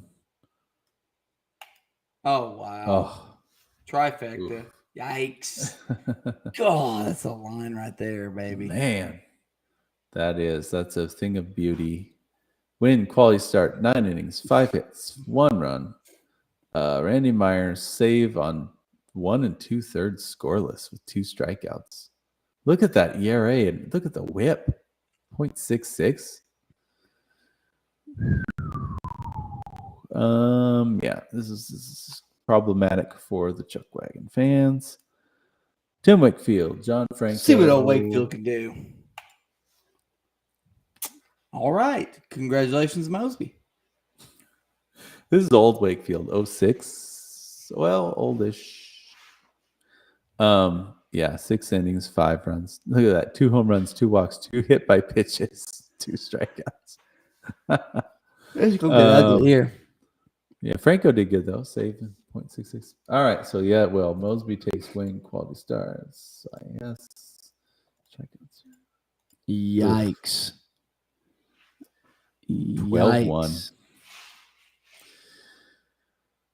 Things are spiraling right now for Mr. Cooper's team. Got to turn it around, and it is the league newcomer, Kevin Gaussman, who last week did his debut and it did rather well, actually, versus Don Sutton. Sutton, I feel like, he had a lot of good games, but I think he had a long career too. So I don't know. Okay, Mosby, those bats have been pretty good today. Okay, now this is the first time his counting stats have been pretty lacking. Yeah. So can Dan make up for this? His walks are all right. Roberto Alomar, 2 for 3, walk, 2 RBI, and stolen base. That's a good game. Manny Ramirez, 2 for 3, 2 walks, 3 runs, and a solo homer. Yeah, opportunity here to not get swept. Always good to not get swept. Here we go. Oh, my Lord. 9 hits again. What is going on with Dan right now? What is going on? 3 walks. No homers. Jeez, man. Willie Mays 1 for 4 with a run. He's so prolific. 1 for 4 with a run seems bad. Wade Boggs 3 for 5, a run and 2 RBI. I don't know. This could be bad. They tie in hits, tie in runs. Home run to Mosby, RBI to Chuckwagon, walks to Mosby. They tie in stolen bases, thanks to Joe Morgan. Strikeouts to Chuckwagon, batting average to Mosby, 3-2. Man. Chuckwagon's really needs this win in a bad way. Yeah. This is where some of those teams that some of those teams that had great offensive games but still lost, look at this game, they're like, where was this when I was playing? Let's see. It's going to come down to pitching. Kevin Gossman, 2019, and Randy Myers. Wow. Look at this line. No walks with 8 strikeouts. That's good. Yeah. Gossman, winning quality start, 7 innings, 5 hits, 1 run, 8 strikeouts. Myers, scoreless inning with a hit. Wow. Look at that FIP. 1 as a team. That's man. All right. Don Sutton, hey, he threw some shutouts in his career, right? He's probably going to need one. Oh, he'll need one. Yeah. All right, here we go. Don Sutton, John Franco. Oh, there it is. Shutout. But, Franco gave up a run. Don Sutton, 9 hit shutout. Really good game. It's a really good game. But do it. The tie-in wins, tie-in quality starts. IS to Chuckwagon, K's to Mosby, ERA to Chuckwagon, whip to Mosby, FIP to Mosby. Excuse me. Mosby special takes it 6-4. Well, it's interesting. So coming into this, Chuckwagon fans' biggest issue was his pitching. His pitching did okay today. Actually pretty decent, but it was his hitting that really let him down. Where does that put us? Oh, okay. So Mosby special jumps to 6-3. Look at this guy. Look at that guy. Tied for 4th with dancing homers and Max Vernon's dad. No offense, but there's a black sheep in that group. And then the Chuckwagon fans down to 1-8, and I'm going to probably venture to guess he's going to still take the title next week of Unluckiest Manager. Yes, probably. Probably. His offense was not bad those 3 games. They just weren't good enough. Yeah. Shoot, 1-8. That's a tough hole to start out in there. Okay. Wow. Well, Mosby special. They're the new scrappy team, I feel like. The scrappy specials. Crazy. That's crazy. 6-3. that will take us to our last matchup of the evening. The OGs versus the Gashouse Gang. Geeze is 2-4, and Gashouse Gang is 3-3 with their roto rankings. And this is actually surprising. Well, Gashouse Gang is ranked 11th. He's been solid, but this one is surprising here because OGs is 18th. But the most surprising thing is the 22nd ranked offense. They are usually unheard of for him. Top. And pitching is here. Pitching's carried him this year so far. It's just such a role reversal from the past.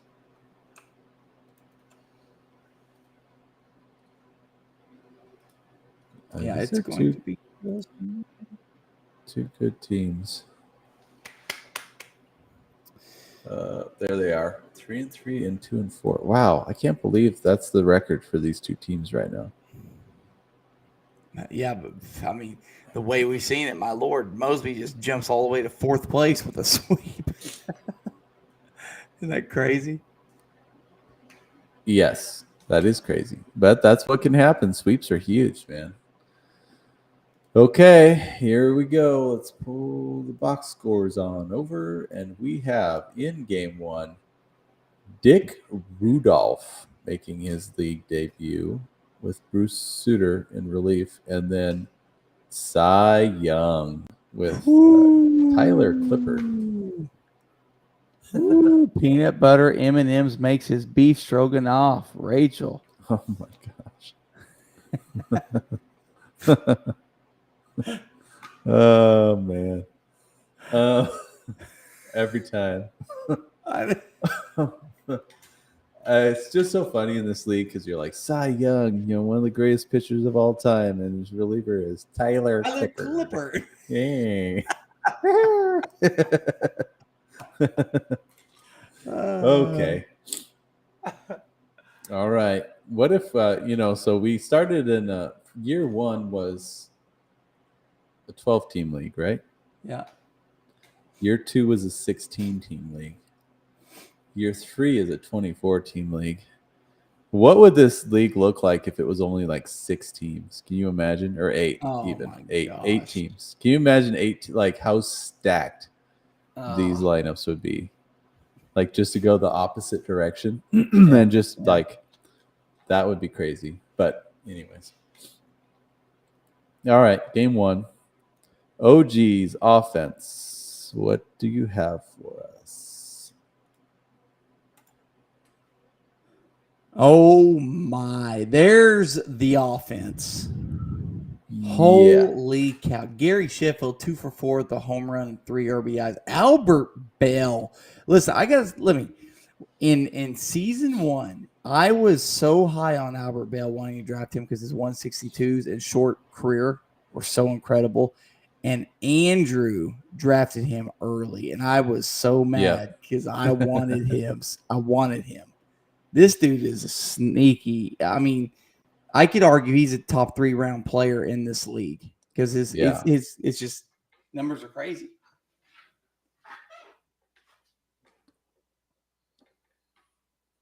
Is Logan Forsythe the part of the inside joke? Oh yeah, he was, wasn't he? Yeah. All right. Jack Fournier, 2 for 3 with a walk, 3 runs, and a 2-run homer. Crazy. Cecil Travis had a good game. Yeah, this is looking nice. Paul needs to talk to his boy Christian Yelich. He's been bad all year.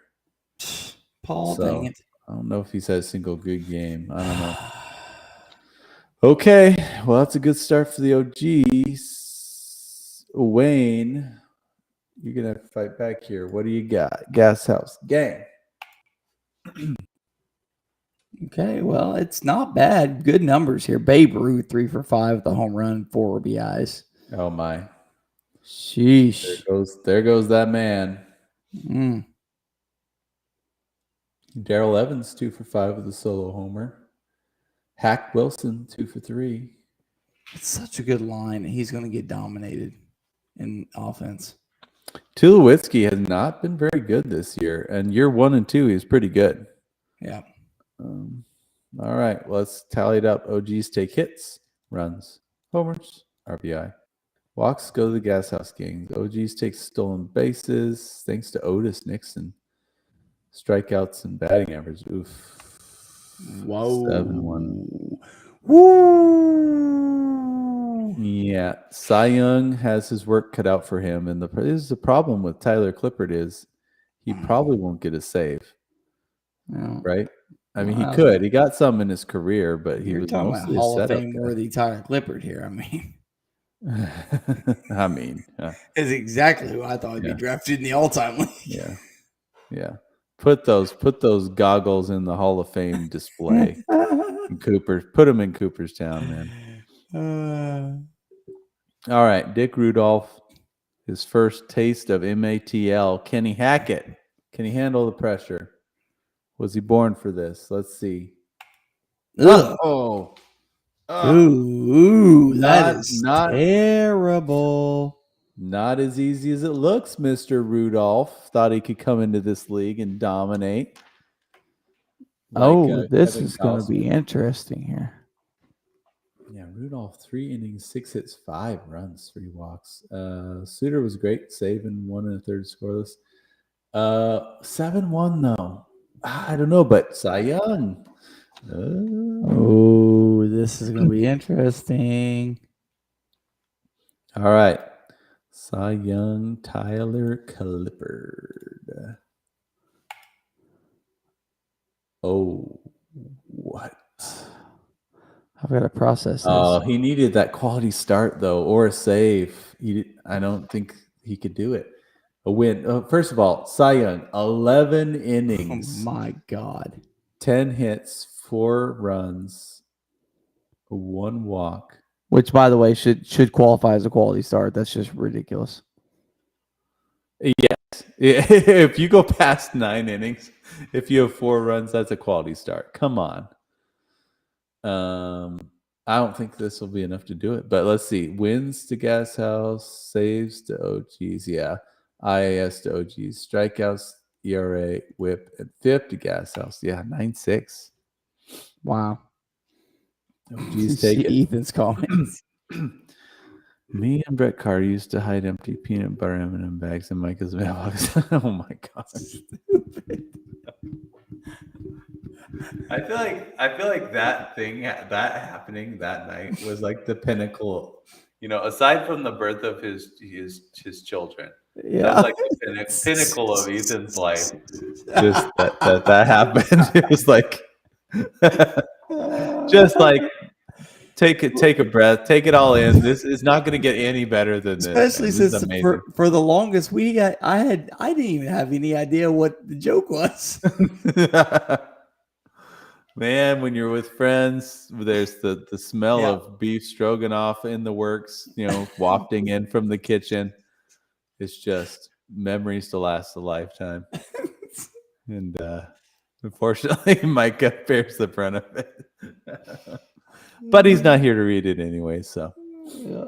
Well, he takes game 1. Game 2, we have Eddie Plank and Bruce Suter versus Greg Maddux and Raciel Iglesias. Well, it just depends on what his offense does here, because Eddie Plank is good. I can't just go off and go say that Greg Maddux is the better matchup here. Eddie Plank is pretty freaking good, man. Yeah, this is good. Clash of Titans here, that's for sure. Not as much as the Mel Stottlemyre game, but no, absolutely not. It's pinnacle. All right, here we go. Oh geez. Light on the counting stats. Buster Posey with the home run though. 2012 Buster Posey. Yeah. Greg would appreciate that. Yeah, I would. Yeah. Yelich 2 for 4 with a run. Hey, he did something. Signs of life. Yeah, overall not great. Okay. Let's see what the Gashouse gang have for us. Ooh. Uh-oh. I thought they had a really good chance to really blow some categories here, but well, he'll get stolen bases. There's Tulowitzki. There we go. 2 for 3, 2 walks, 3 runs, a 2-run homer, and a stolen base. Look at Davey. Is that Lopez? 2 for 3, 2 walks. Okay. Well, Daryl Evans having a good series. Let's see. OGs take hits, runs to the Gashouse gang. They tie in home runs and RBI and walks. Stolen base to Gashouse. Strikeouts to OGs and batting average to OGs. Oh. Wow. I did not think he would have the lead going into pitching. But he does. Yep. Just enough. Okay. Eddie Plank, Bruce Sutter. Here we go.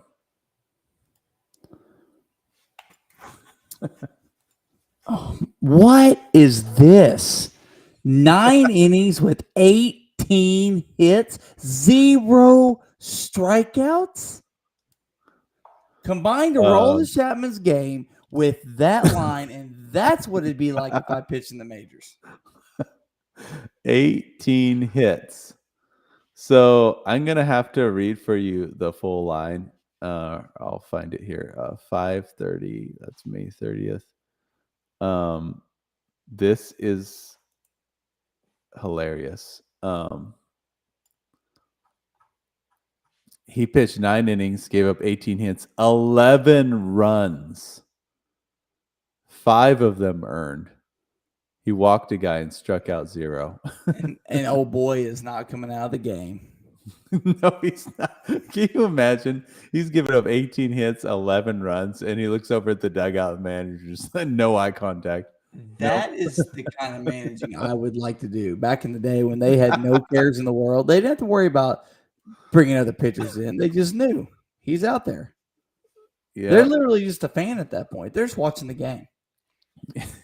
They're just hoping it works out. Yeah. It's like betting on your racehorse, and once the gates open, like all you do is stand there and watch. That's all you can do. Right. Well, let's see. I would say there's a massive opportunity here for Greg Maddux and Raciel Iglesias. 2020 Iglesias, was that a Braves Iglesias? This might be Braves Maddux, Braves Iglesias. Oh, he might have been over in the Angels, right? Or not Angels. He was Cincinnati. Oh. He was Cincinnati. Okay.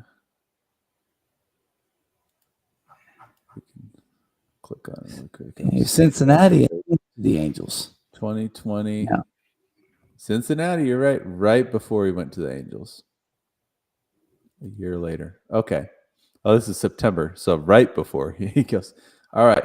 Here we go. Greg Maddux, Raciel Iglesias. That'll do it. That will do it. Ooh. Golly. No walks, just like God intended. Did he just sweep the pitching categories? Probably. So Maddux quality start, win 9 innings, 6 hits, 1 run, 8 strikeouts. Iglesias scoreless inning with a strikeout. Yeah, takes wins. Quality start, saves, ISKs. He did. He definitely swept the pitching categories. 10-3. Wow. Ooh. That's tough. Wow. That dominant victory for the Gashouse gang. You're making a statement there, boy. Yeah. Yep. Well, nice. We're 1-1. That takes us to the final game, and this is great pitching matchup. Walter Johnson and Mariano Rivera versus Eddie Seacott. Oh my gosh. And Oh, and Jesse Orozco. Yeah. Oh, yeah. Pair him up with Mel Stoudemire, and you will not find a better battery. Unstoppable. Maybe Mike Scott or something. Mm. All right. Oh, geez. What do we got for hitting? Game 3, last game of the weekend. Holy cow. Look at those counting stats. Albert Bell. Sammy Sosa, 3 for 3, 3 runs, a walk, a home run, and 2 RBIs. Goodness. Oh, man.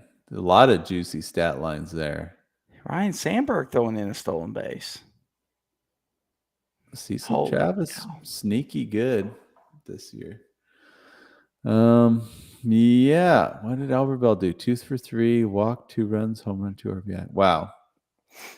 This is great. Double, as well as 8 RBI and 8 walks.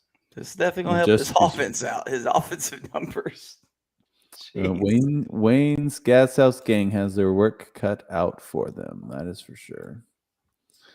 All right, here we go. What do they got for us? It's a good line. It's just lacking counting. Yeah, he'll tie it up in stolen bases thanks to Bobby Bonds. 2 for 4, 2 runs, a walk, and stolen base. Daryl Evans went off this week. 3 for 4, 3 runs, a walk, and a 2-run homer. I don't know, man. I don't know how many categories he'll grab, if any. With Walter. OGs take, yeah. Oh gosh, yeah. OGs take hits, runs, home runs, RBI, walks. They tie in stolen bases. Takes strikeouts and batting average. Oh boy. Oh boy. Walter Johnson and Mariano Rivera on the hill. I don't like your chances. Yeah, 7-0. Yeah, I don't like those chances either.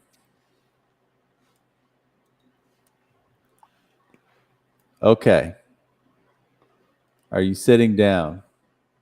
Oh, everyone watching the broadcast needs to sit down right now. Oh, no. Take a gander at this. Oh, my God. I don't even need to look this up. This is by far the record of IIS in a single game. Arguably the best pitched game of all time. It's up there. It's in the discussion. It's one of the best pitching performances ever. Mariano Rivera goes 18 innings against Lefty Williams. Walter Johnson goes 18. Walter Johnson. Mariano Rivera. That's even crazier. Yeah. Walter Johnson, 18 scoreless against Lefty Williams, and Lefty Williams ends up blowing the game on a wild pitch. 18 scoreless innings Walter Johnson threw with he walked one batter in 18 innings. Gashouse gang, I'm sorry. That's just bad. I mean, you just got to tip your cap when you get something like that pulled against you, right? That's just bad luck. 9 strikeouts. Yeah. 18 IIS from a starting pitcher. That's 2 shutouts. That's literally 2 shutouts in one game. So that is just unworldly, out of this world, amazing. I can't even. I mean, we'll paste in Sasquad and Orozco just see what their stats are in the year. You know how it affects their season stats. But dear Lord, that was incredible. But that game, that Walter Johnson game. Let's see. Sasquad did get a quality start. 8 innings, 9 hits, 2 runs. Orozco didn't get an out. He walked a guy. He's got the 1,000 whip there. Jeez. So that will be. Oh boy. A 13-0 victory for the OGs. So a bit of a speed bump there for the Gashouse gang, who have been so good this year.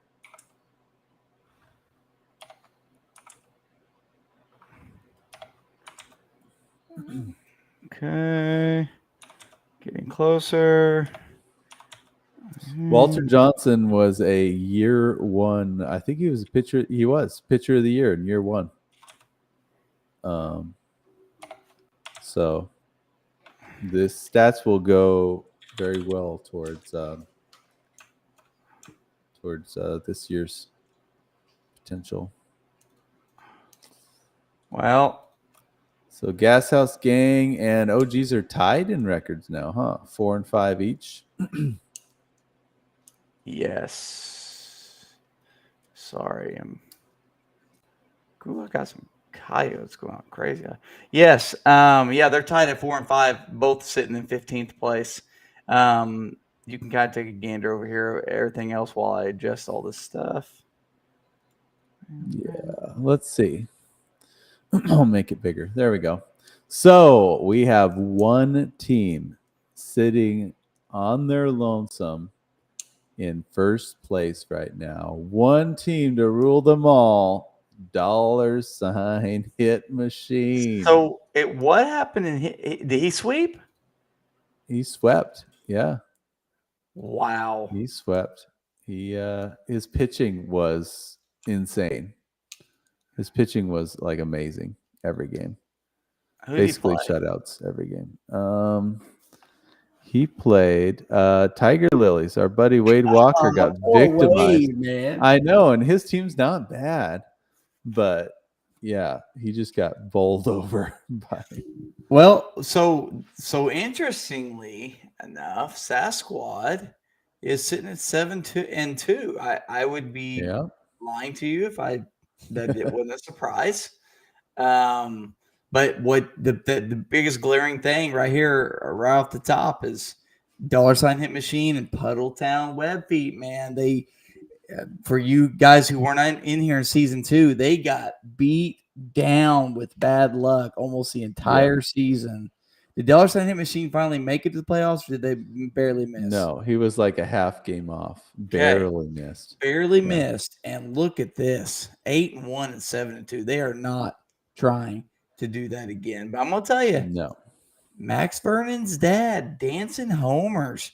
Look at Crazy Quakers. I mean, Masters of the Diamond at 5 and 4. Yeah, I mean, I'm not worried about them. I mean, I'm not worried for them at all. Like, they might be 5 and 4, but in my opinion, they're like sitting top 3 still. You know, they'll be up there soon enough. I think they could. I don't know though. There's so many good teams.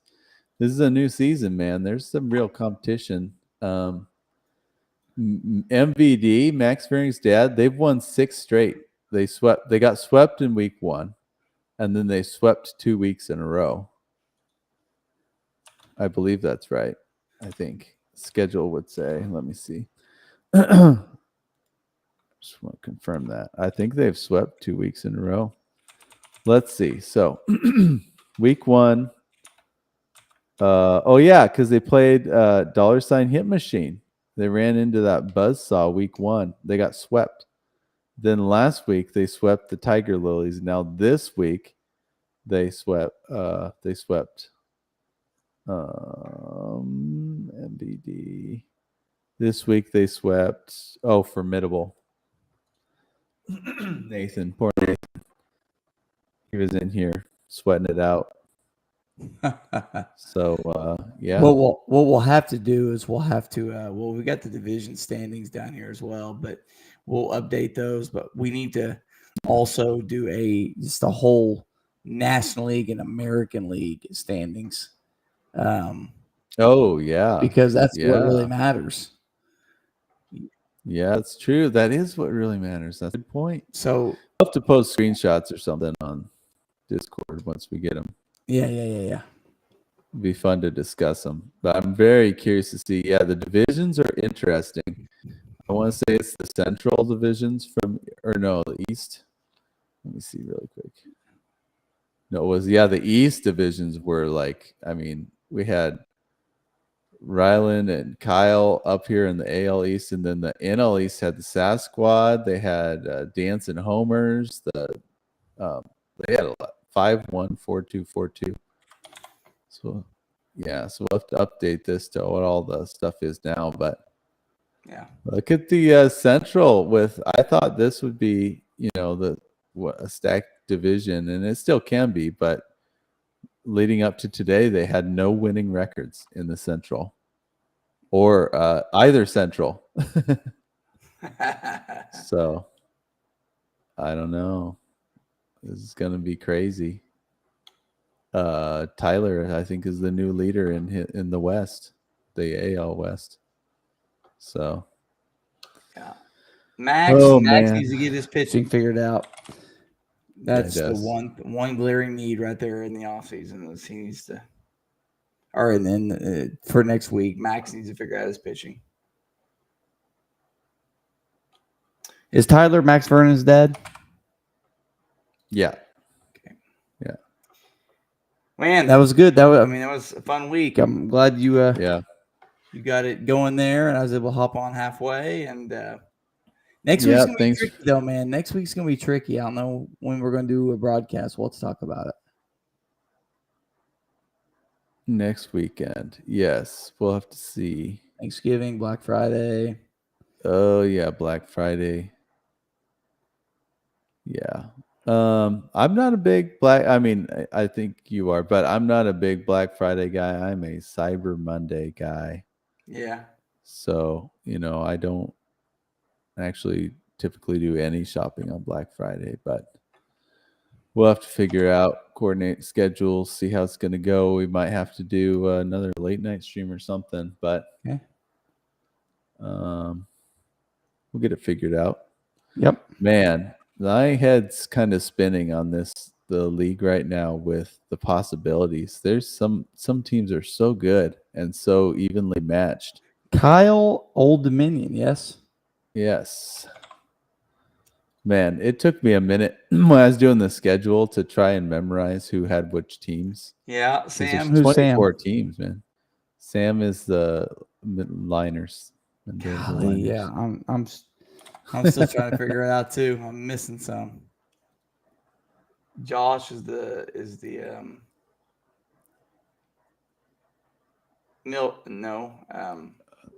homers. Dancin homers. Dancin homers.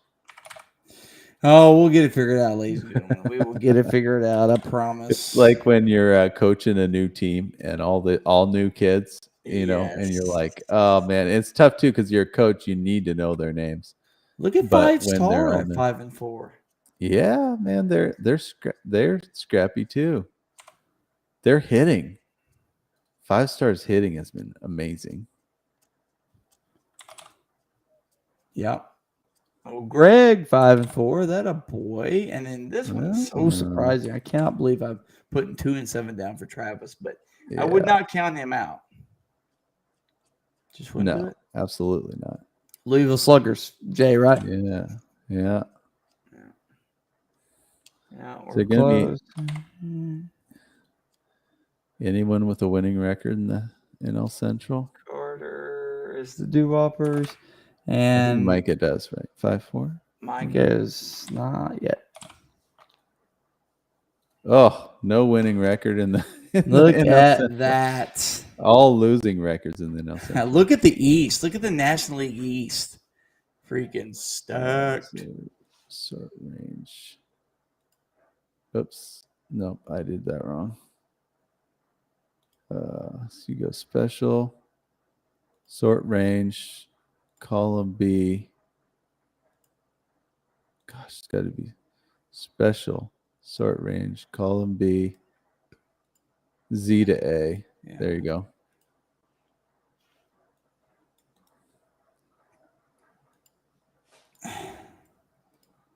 So we got Ryland and then Kyle. Ryland, standing strong there. That's Kyle. And then 2 and 7s in the AL East. In the AL West, we have Tyler in the lead. Mike's in second. Max right there in third. And then Coop's sitting third. AL Central, very even. Look at how even the AL Central is. It's 6-3, 5-4, 5-4, 5-4. That's a pretty legit situation going on there. And then, NL East, we got 7-2-6-3-5. Wow, all winning records. Man. And I guess, Miller? yeah. He's surprising people. Yeah. Mm-hmm. Watch out for him. The West, let's see. We have 7-2-5-4. This is a good variation going on here. This one's very balanced. And then the Central, man. And now Central's no winning records. John, I believe in you, John. Oh my gosh. Anyone, look at this. Anyone from the NL East would be leading if they were in the NL Central. That happens in real life too, though. It absolutely does. It's crazy. Does. So, yeah. Ethan says, "Can you show?" Oh yeah, the schedule. Let's look ahead at the matchups for next week. Yeah, that'll be interesting to see. So for next week, let me make it bigger. We're gonna have Week 4. This will be a month in. Tiger Lilies versus, oh my gosh, poor Wade, man. I feel like he's had the strength of schedule so far. It's probably been the worst on him. He's got to place the Desperados next week. Quazy, Quakers versus 5-star. I'm very curious about this one because Quakers are good. And so we're going to see how legit 5-star is. Like, are they just getting lucky or are they legit? We'll see. They're going to be tested. Mendoza Liners have a lot of momentum going on. So Mosby Special, well, this will tell us a lot. If the Liners handle Mosby Special, then they're pretty legit right now too. Yeah. But Mosby's going to be scrappy. Sluggers versus the OGs. I see both those teams pretty even right now in my head. 4 and 5. They're both 4 and 5. Oh, Nathan. Nathan's just got to face $sign hitMachine. He's trying to get a footing right now, and now he's got to face the top team. Nathan's got to talk about a Cinderella story for Nathan this upcoming week. This is a really good one. Dancin homers in the Sasquad. Oh man, 6-3 versus 7-2. Yeah, that's something's got to give there. Here we go. Friend battle. Pickles. See, Max is going to regret bringing his buddy Tyler into this league. Max is facing his father, Max Vernig's dad. Oh boy. You know Max is going to be playing his best lineup every game, right? Oh yeah, absolutely. It needs to, yes. But he needs to get a whole new pitching staff, so we'll see how that goes. God. Millbrae Boomers versus the Pine Tar Bandits. This is where the Boomers have been looking pretty good, but again, the sleeping giant will wake up at any point with the Bandits. It's just when's it gonna be? So will it be next week? Chuckwagon fans versus the Short Porch Boys. He's talking a lot of smack right now.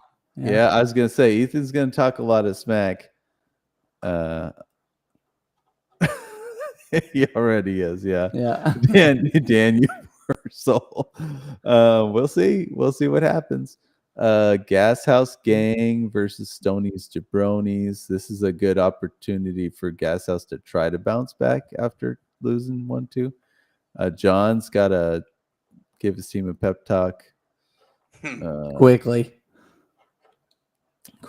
yes. And then or hand over the management to Braden. But all right, Dead Sea Squirrels and Masters of the Diamond. The Scrappy Squirrels have their work cut out for them against the Masters. And then last but not least, the Puddletown Webfeet versus the Doo-Whoppers are kind of struggling right now. And they got a tough draw. So man. What's funny is, there's 24 teams, which is a lot, but I feel like the intrigue is as crazy as ever, in these matchups. Oh yeah. I don't know if it's just because it spread out the talent a little more. There's less highs and lows, but there still are highs and lows. So I don't know. I love it. I love it. It's going to be really fun once these records get out of the the mode of being 1,000 5 and 4s, multiple 4 and 5s when we start really separating those. Well, you remember how last year was, though. The big chunk of like 3/4 of the league was in the same chunk for almost the whole year. Oh, we had to do like the tiebreakers. Ball. That's right. We was trying to figure out what tiebreakers we were going to use. Yeah, I mean, but I love that we don't have ties anymore. That will really help, I think. Yeah. The ties were so weird, but oh man, this is just like peak baseball nerddom here. Like nerding out on all this. I love it.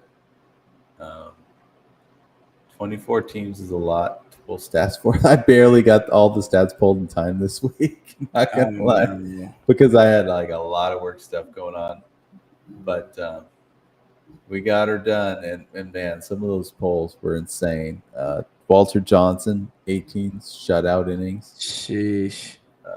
The other guy giving up 11 unearned runs. There are some crazy things. Fun stuff. Okay, well, yeah. Everybody, that's all we got for our broadcast. Thank you for tuning in, and those of you watching later, thank you for tuning in. Yeah, right. Well, we'll see you next week, and everybody, anyone traveling or anything like that, stay safe. Stay safe this upcoming Thanksgiving week, and we appreciate